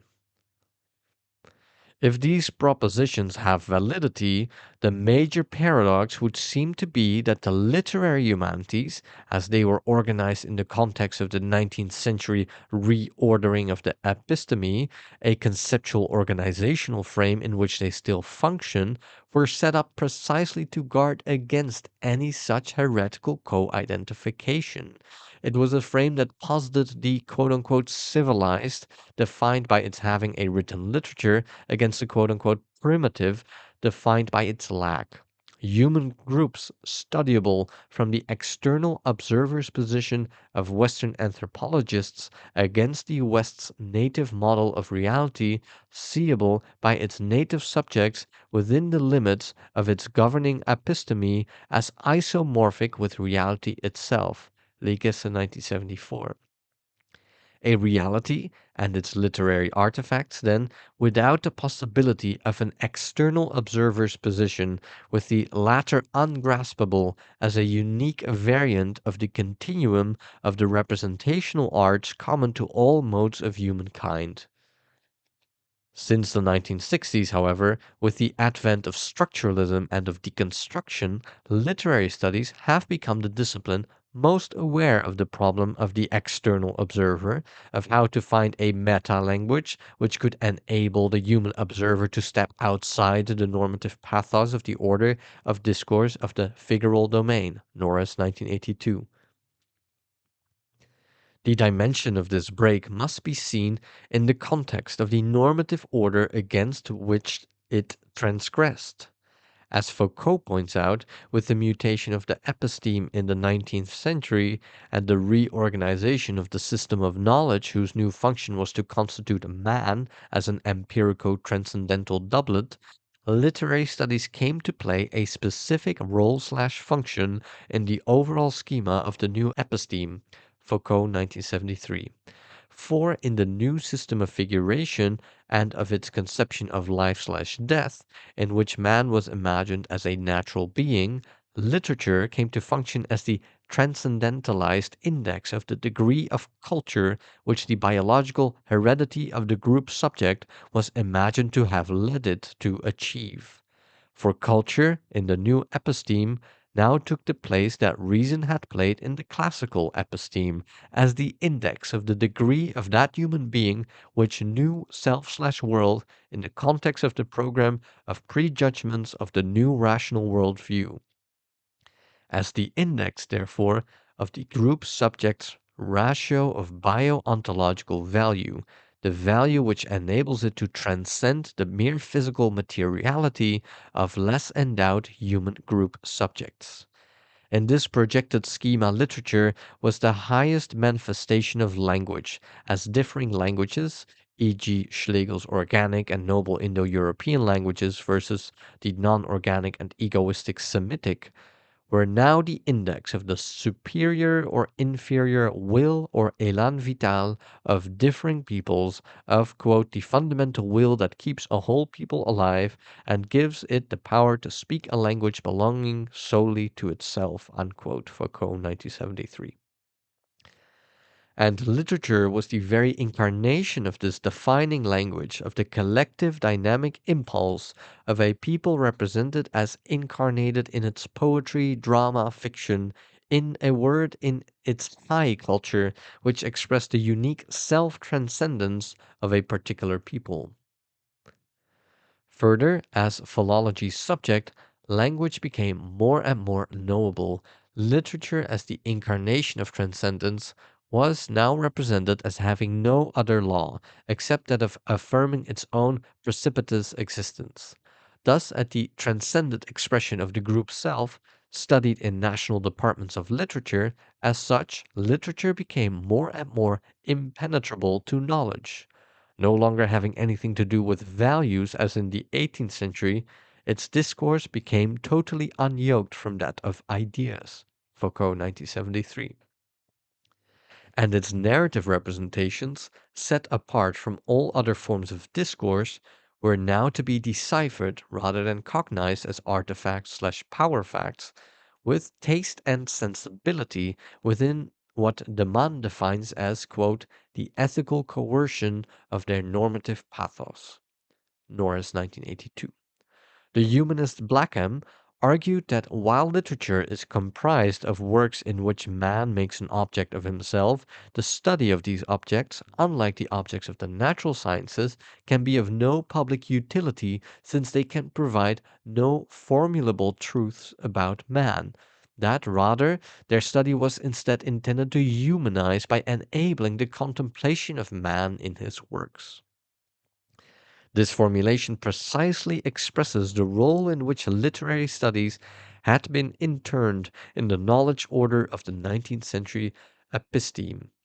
and from this would grow the conviction of its irrelevance, that it had nothing to contribute to the kind of knowledge available to the needs of mankind.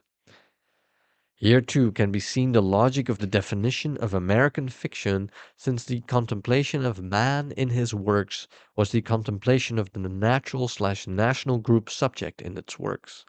Literature now functioned as the transcendent expression of the group subject as a boundary maintaining system which set itself apart from that which was not the self, demarcating the group's subject from the chaos of the merely physical animality of those, the raw to its cooked, the nature to its culture, who had not attained such an expression by reason of an innately determined biogenetic principle of difference. Thus, those groups who were the markers of its mode of nature to its mode of culture had, figuratively and logically, to be excluded from any such co-definition. Here too a regularity appears between the exigencies of the rules of definition/exclusion and of the exigencies of the figuring of the other, Said 1975, in each human order of discourse. For if the exigencies of the latter must domesticate the figuration of the other to the structuring logic of the order/chaos modality of the specific human system, the exigency of the former, that is, to define itself by detaching itself from what it is not, is quite clearly carried out by the definition of American literature.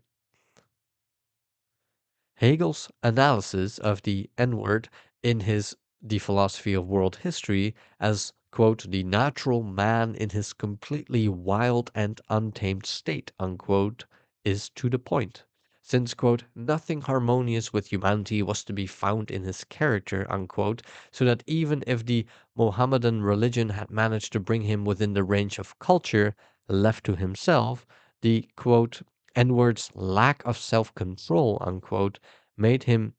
quote, impossible of development or culture, unquote. As we note in this discourse, lack of culture has taken the place of lack of reason as the chaos state of the new order, as in the royal dynastic order of the Iron Age East Africa, in which lack of the Bakama cult had taken the place of the earlier template of identity, lack of the Bakwesi as the new figuration of the conception of life/death, the conception whose laws of order/chaos figuration are universally applicable to human systems. If the Hegelian discourse functions to fit the black to the exigencies of expressing the a priori of a bio-ontological principle of sameness and difference, it is within the same governing laws of figuration and its internal logic that the black culture center was prescribed to exist on the nether edge of the campus. It functioned as the target stimuli of aversion with respect to the Euro-American order at the center of the campus, which is then enabled to function as the object stimuli of desire. The relation, functioning dually at empirical and at valorizing levels, if stably kept in face, ensures the stable production of the same shared endogenous wave shapes in black students as well as whites, the same shared normative seeking/valuing, avoiding/devaluing behaviors. Hence the paradox that, after the turbulence of the 1960s and the 70s, the black culture centers in their nether edge of the campus place function to enable the recycling in cultural rather than racial terms of the order/chaos dynamics of the system ensemble. In effect, they functioned/function to return it to the in-phase coherence of a category structure in which black would remain to white, Afro to Euro, non-Western cultures to Western, as the Bakwesi to the Bakama of the Iron Age royal dynasty. Since the proscription is affected and kept in play by a governing mode of the cultural imagination induced by the rhetorical strategies of the figuration work of its abduction schema or morphogenetic fantasy, Bateson 1979, it is only the discipline of literary scholarship, whose normalizing role is ordered by this very schema, that possesses the rhetorical techne inherited from the founding heresy of the Studia, as well as from the long practice of working with the figurative logic of poetry and fiction, not only to take our governing modes of figuration and their feats of semantic engineering, Miranda 1980, as the objects of inquiry, but also to reveal the laws of human behavior as that behavior is ordered by projected verbal rhetorical schemas. The laws of human systems, whose structuring order/chaos oppositions are the human version of what Dawkins calls the universally applicable replicator units or systemic codes, Dawkins 1983, which everywhere function to absolutize the modes of our always rhetorical natures, the natures whose bonding topoi determine how we think about self/world. As Norris points out, this key question of the metaphoricity of our thought, a proposal which at once reenacts the heresy of the original humanists' equation of rhetoric and philosophy, had been raised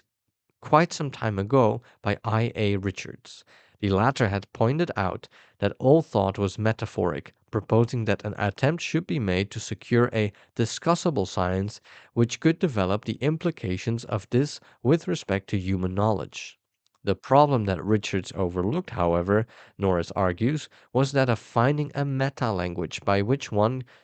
quote, could step outside the limits of the figural domain and survey its peculiar contours, unquote.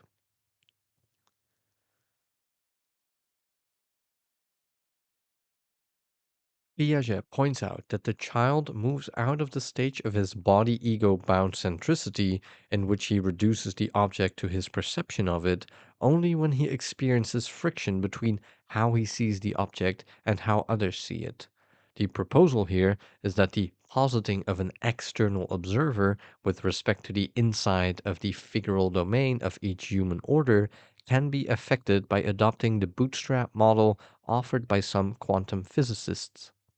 This model envisages the bringing together of that which is observed from many different observer positions, enabling each to extend and to cancel out elements of the other. In this context, it can be seen that it was only when the observations made from the differing perspectives of all those who called for new areas of studies were brought together that each group was able to escape its own form of solipsism and to observe regularities and common features pointing to the functioning of rules of discourse beyond the conscious awareness of the discursive subject, rules which were built in and therefore normally invisible. These observations from differing observer positions, yet all pointing to a rule-governed discourse generated from the normative observer position of mainstream scholarship, could now begin to provide it, and in this sense Said's Orientalism, although limited to one aspect, was an event, with the kind of friction that would enable it to become conscious of the relativity of its own viewpoint as the viewpoint of the ratiomorphic apparatus of a specific template of human identity. The spearheading of this thrust towards an external observer position will be necessarily carried out by those liminal categories who existentially experience the mode of chaos to the mode of order of the governing system of figuration, whose will to affirmation, like that of the original humanists, depends on the unwriting/rewriting of the present schema and order of knowledge.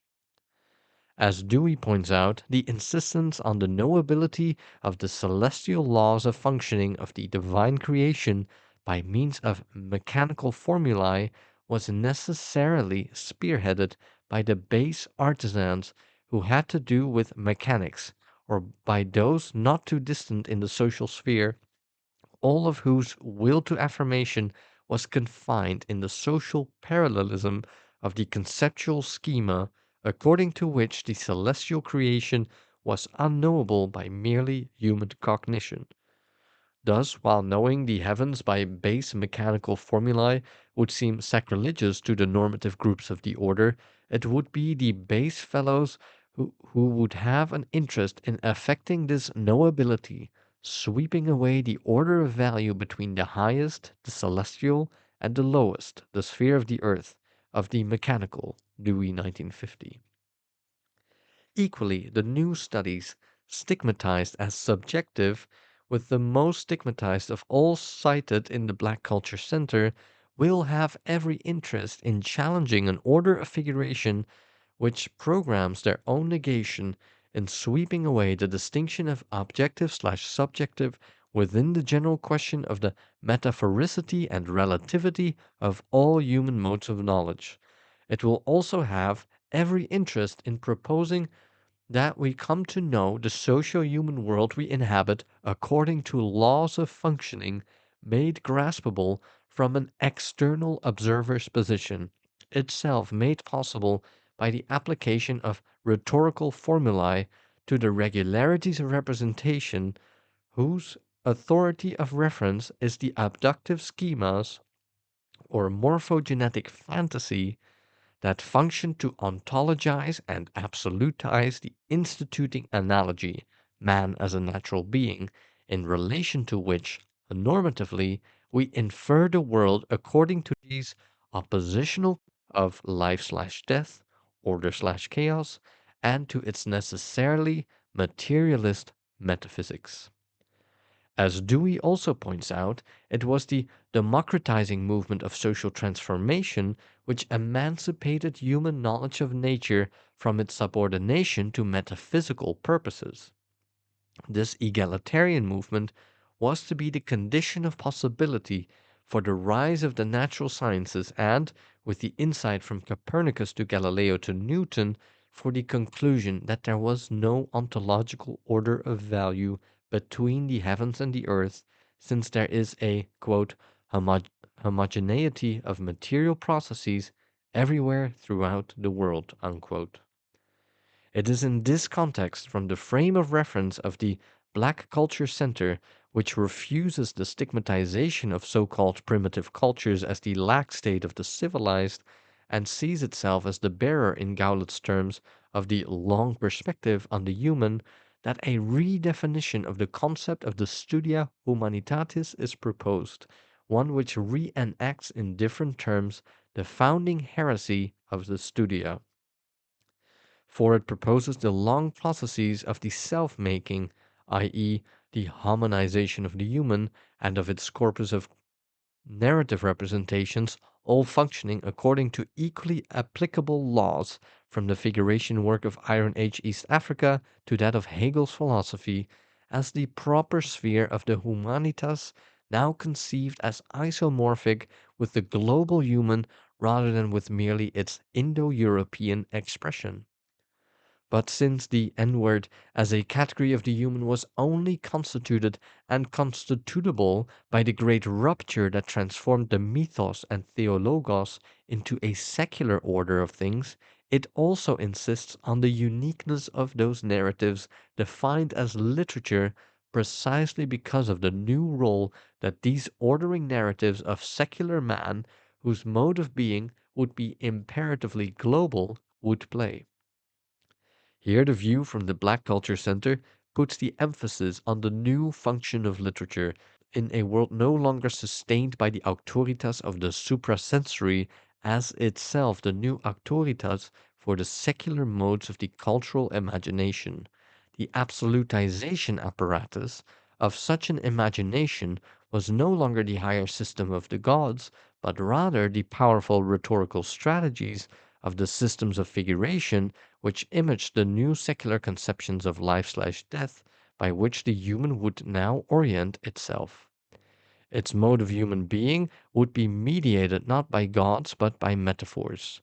The view from the Black Culture Center therefore insists heretically that far from literature having no function, as it is assumed, it is we who are the function. It is as specific modes of imagining subjects of the aesthetic orders which literature's figuration word weaves in great feats of rhetorical engineering that we come to imagine/experience ourselves, our modes of being. Since it is in the narrative representations of literature that the data exists, it is here that formulable truths are to be made about the laws of functioning of human motivation/behaviors, as well as about the modes of cultural imagination through which the human is constituted as subject. And this leads to a new conceptual synthesis. It is by taking as the object of our inquiry the mode of imagination of each order as it is constituted by the governing imagery slash figuration systems generated from the bonding topoi and their related structural oppositions, the integrative mechanisms which, working with the neurological hyperneurons of the brain, produce the phenomenon we know as mind, or rather modes of mind, that the psychogenetic reality of the human can be known. While the laws of figuration are quite clearly applicable from myth to a present day poem, literature in secular societies would have to play a role slash function no longer sustained by the gods.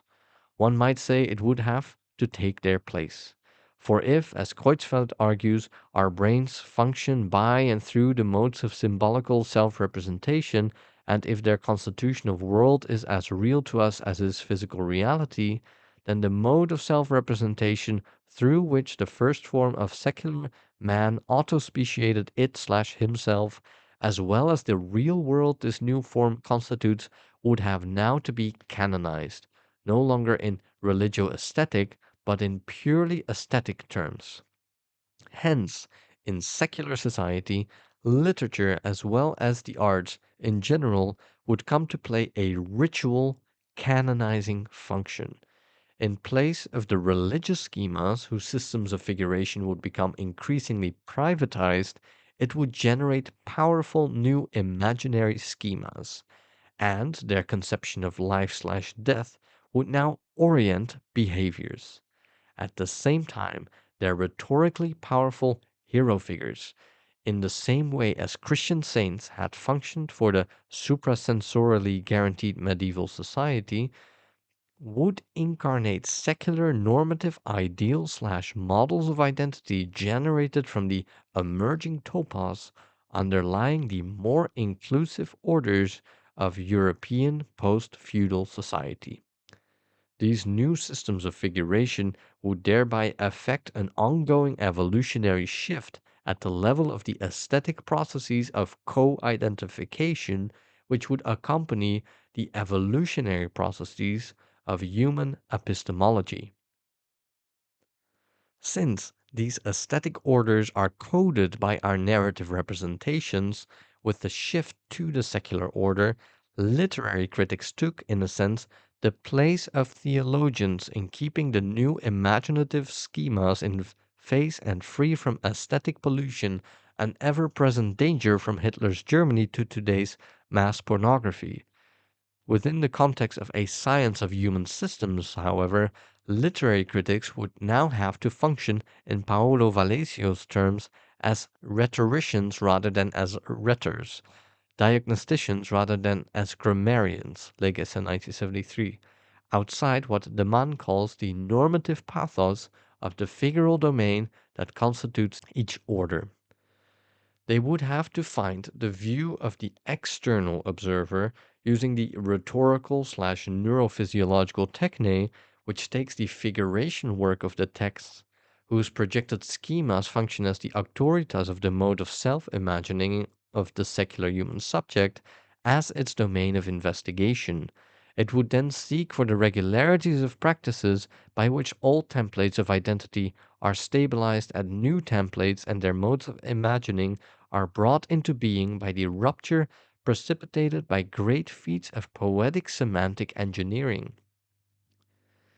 It would, that is, seek for the modes of imagining, knowledge of which would make human behavior predictable. For it is the mode of imagining of self slash not self that constitutes the integrative, unthought, and rhetorical structural opposition encoded in the analog system of the brain's right hemisphere. And it is these that orient and stabilize the mode of mimetic desire, Girard 1966, and mimetic aversion, Fanon 1964. At once the human form of the seeking slash avoiding mechanisms of biological organisms and the dynamic expression of the conception of life slash death, of agathos slash delos, that is everywhere the original cause, Riedel and Casper 1984, and telos orienting purpose, which motivates all modes of the psychogenetic behaviors we define as human. For the first time in the history of humankind, we are now confronted with a common environment. As a post atomic one, it challenges us with the demand that we reinvent our present conflictive modes of group integration. This demand implies that we must now consciously alter our mode of self-troping together with the related orienting desire/aversion machinery of our orders of discourse and the related semantic charter, Miranda 1980, or retro neurophysiological program that constitutes our world of mind. This is the price in the face of the possibility of our extinction, of our self realization as a species. Thus, rereading the texts from the perspective of their configuring function in the rhetorico symbolic processes of human autospeciation constitutes for literary criticism its Copernican epistemological break.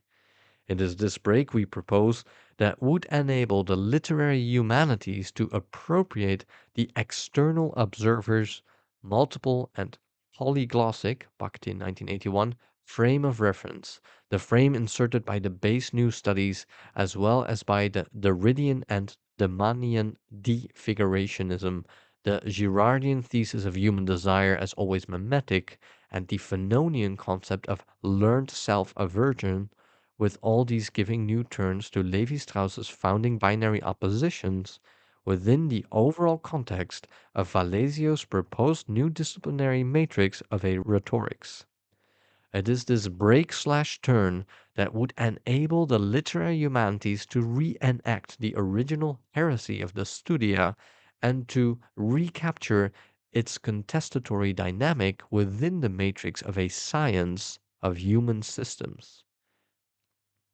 Such an epistemological break would call for the kinds of reading of all text and narrative representations of the past that could isolate and identify the feat/strategies of poetic and semantic engineering, Miranda 1980, by which discontinuities were affected from one order of discourse to the other, by which an earlier and more particularistic conception of life/death and figuration of desire/aversion was refigured into a new and more inclusive mode of human nature as one aesthetic affective order based on an imagined mode of sameness/difference, and its related world of mind, Creutzfeldt 1979, was configured, transhumed/sublated into another.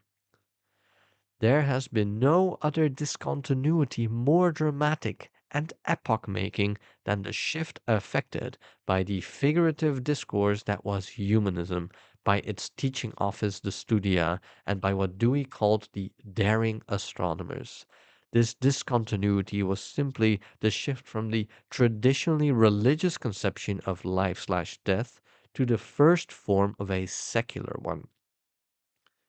And the mutation at the level of the aesthetic affective, the most recalcitrant to transformation, was, as Bakhtin reminds us, affected by the carnivalesque projection of the parodic forms of the clown, the fool, the rogue, forms which pulled the high seriousness of the self-dissolving late Middle Ages down to earth, Bakhtin 1981, clearing the space for the retroping, the reimagining of the self/group self. However, after the medieval mode of imagination had been undermined by subversive laughter, a new space, a new ordering discourse, and self projection had to be reconstituted. And this was to be the central function of the 16th and 17th century European dramatic genre with its new range of heroes/villains, incarnating the structural oppositions that configured and gave expression to the first form of the secular conception of life/death, remodeling the post-theological logical mode of the human imagination in its first dynamic form. Thus, old interdictions gave way to new.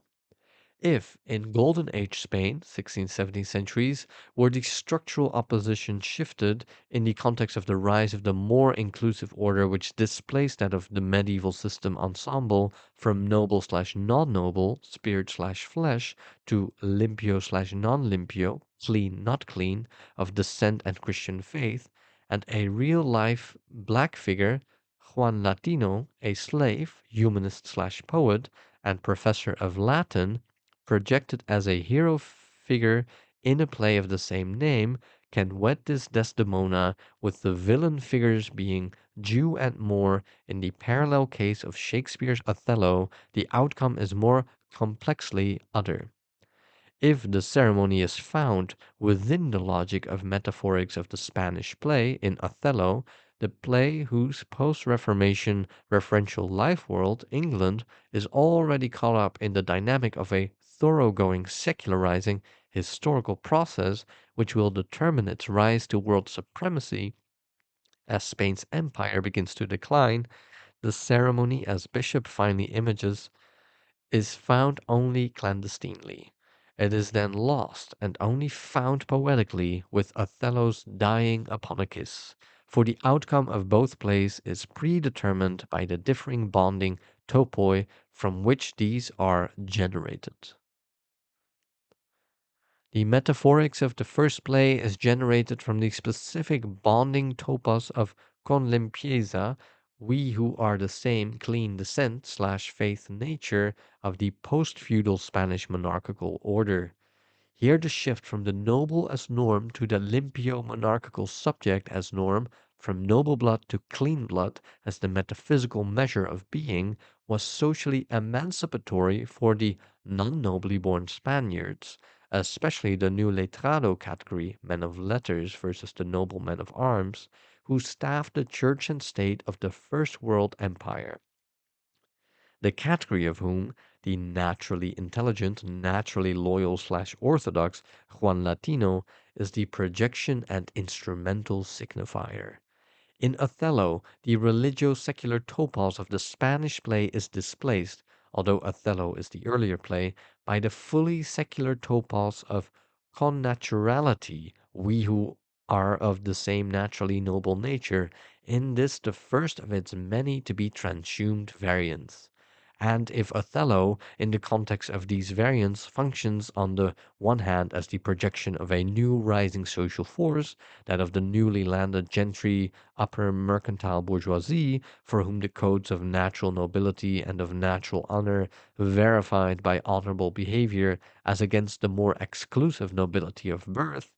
blood and honor as the prerogative of descent was emancipatory. He functions, on the other hand, in relation to Iago as an other marginalized and yet prophetic projection. In the first projection, Othello incarnates the shift taking place from Lanham-centered Christian self to rhetorical man, and from a suprasensorially ordered world to a secular self-ordering one. He therefore self-orders his behavior according to the first secular self-regulating code, that of honor, i.e. nihil magis honore. In this code, he is expected, if the configured natural metaphysical order of the monarchical state is to be sustained, and chaos not to come again, to make use of his natural reason to order and govern both his household, his general's command, and the passions of his lower nature.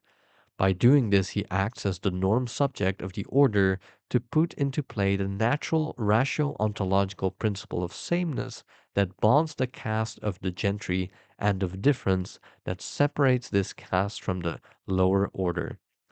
For it is this principle about which the secularizing new order auto-institutes itself, transhuming the earlier spirit/flesh opposition of the medieval topos of co-Christianity. The tragic flaw of Othello is that in allowing the passion of his unbookish jealousy to cloud his reason, he makes it possible for his judgment of truth/non-truth to be manipulated by Iago.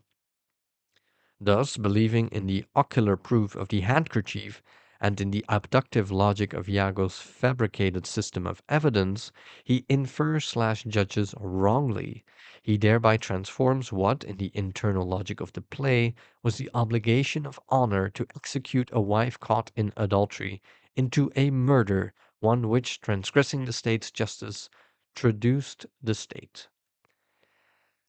As the apotheosis of the self-regulating man of honor, Othello redeems himself at the end of the play by this time judging truly, sentencing and executing himself, quote, that in Aleppo once, where a malignant Turk traduced the state, I smote him thus, unquote. As the Othello manipulated by Iago, on the other hand, he functions as the inverse of this projection. In this dimension, Othello is made egregiously an ass by Iago, a man of the middling classes aspiring to be professionally mobile in a world arranged to privilege the well-born Cassio or gifted nobly born strangers like Othello, a man for whom success depends on his manipulating the honor code, feigning honesty, his word never his bond, I am not what I am. For by his animalizing of Othello, quote, a black ram topping a white ewe,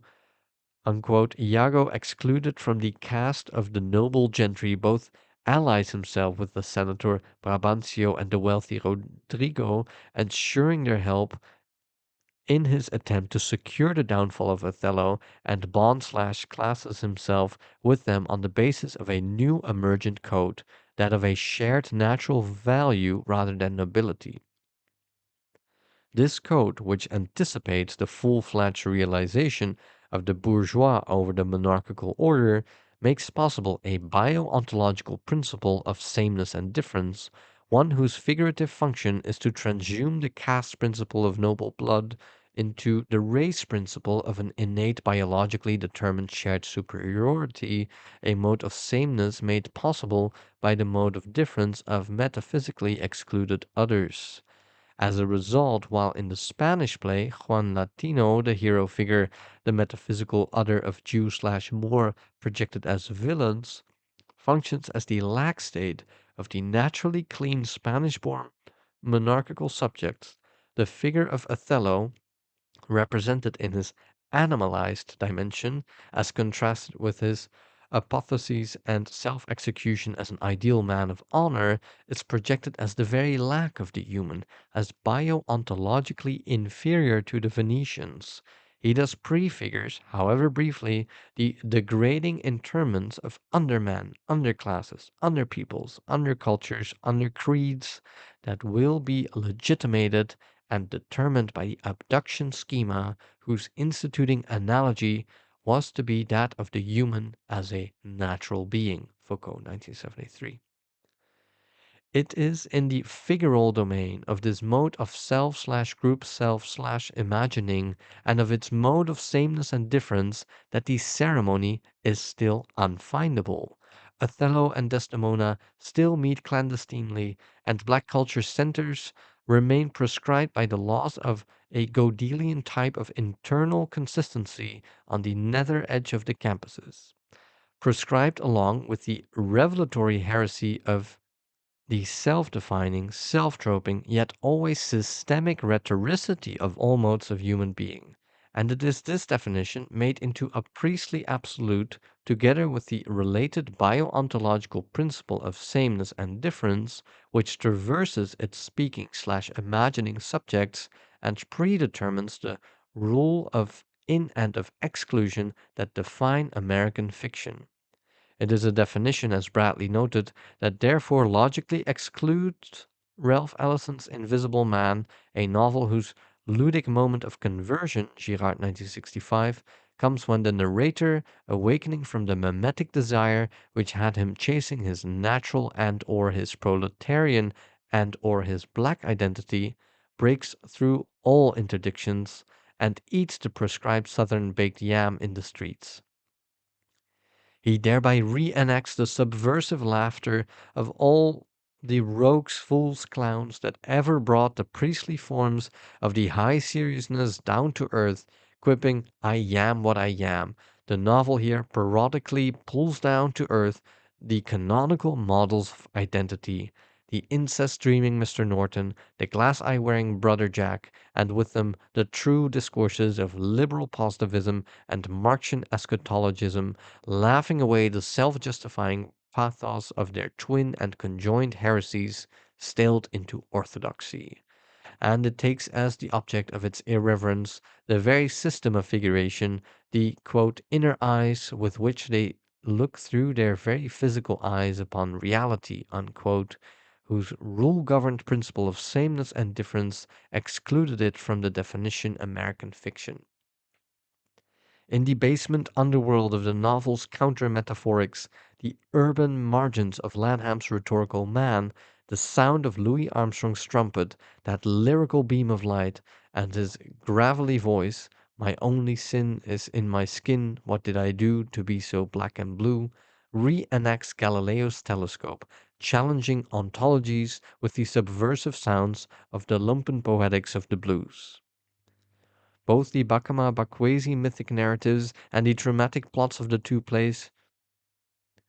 Juan Latino and Othello, all too briefly discussed here, reveal the formidable truth that all changes in human affairs, Bateson's mutation of abduction schemas when thought itself becomes impossible, Bateson 1979, although always brought about by a conjuncture of factors, are experienced by humans as primarily transformations of the governing systems of figuration and of the shared systems of meaning of each order's semantic charter. The antithetical projection of hero figures, whose external begrimed visages contrast in one case with the innate natural limpieza revealed by limpio/loyal behaviors, by a natural intelligence unharmed as to salutary doctrine, and in the other of an innate villainy of an Iago whose exterior fairness or of visage contradicts his true nature, affects an epochal shift from the explanatory hypothesis of divine causality to that of a natural causality, the shift which heralded the first form at the level of the human of the secular order of things. It is by means of such transformations as that from the religio-feudal to the secularizing monarchical order of figuration, effected by the poetic re-engineering of the two 17th century European plays referred to, that the evolution of more inclusive modes of group integration, which are themselves linked, as White and Habermas note, to increasingly generalizable concepts and evolutionary advances in the thrust of human cognitive mechanisms toward what Gellner calls, "the autonomy and extraterritoriality of human cognition," Gellner 1974, are achieved. Nevertheless, as Habermas also notes, once put in place, systems of figuration/integration and their related system-preserving behaviors and worlds of mind or codes of knowledge/modes of imagination can, even after they have lost their validity in a now transformed environment, remain as powerful barriers to the emancipation of the new human energies called for. Thus we remain in our present crisis, enthralled and made captive by the secular abductive schema of the 19th century epistemes and the self-regulating codes of natural/labor value, the codes which replace that of natural honor, just as Othello was replaced in the system of inference engineered by Iago until his disenthrallment, by what one critic aptly calls the exorcism of Emilia, who, dying, deconstructs the system of inference and releases Othello and the world of the play from the wordcraft of Iago. For in that world, as in ours, truth was no longer guaranteed by the higher system of the suprasensory. From here on it would be up to the self-correcting processes of the cognitive mechanisms of the human.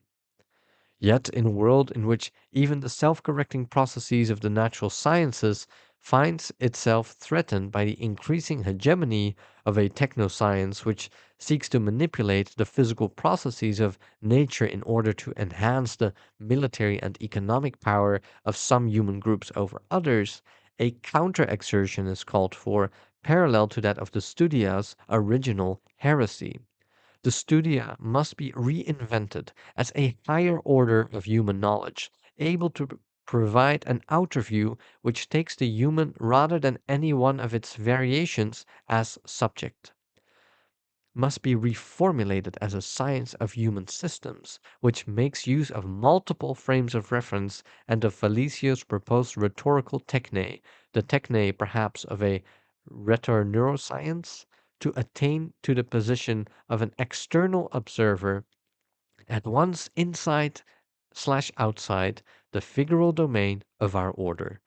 As such a new cognitive mechanism, it must, as we have proposed, take as its proper sphere what Gowlet calls the long perspective of the hominid into human self-making modeling figuring, as this is documented and enacted in narrative representations, in art and ways of life, and in the laws of functioning of human behaviors which enable the autopoiesis of each mode of the human.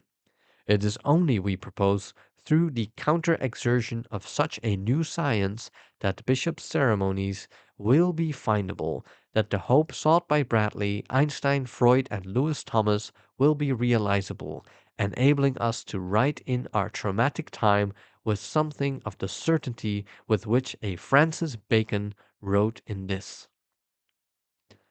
And therefore it is fit that I set forth these conjectures of mine which make hope in this matter reasonable, just as Columbus did before that wonderful voyage of his across the Atlantic, when he gave the reasons for his conviction that new lands and continents might be discovered besides those which were known before, which reasons, though rejected at first, were afterwards made good by experience and were the causes and beginnings of great events.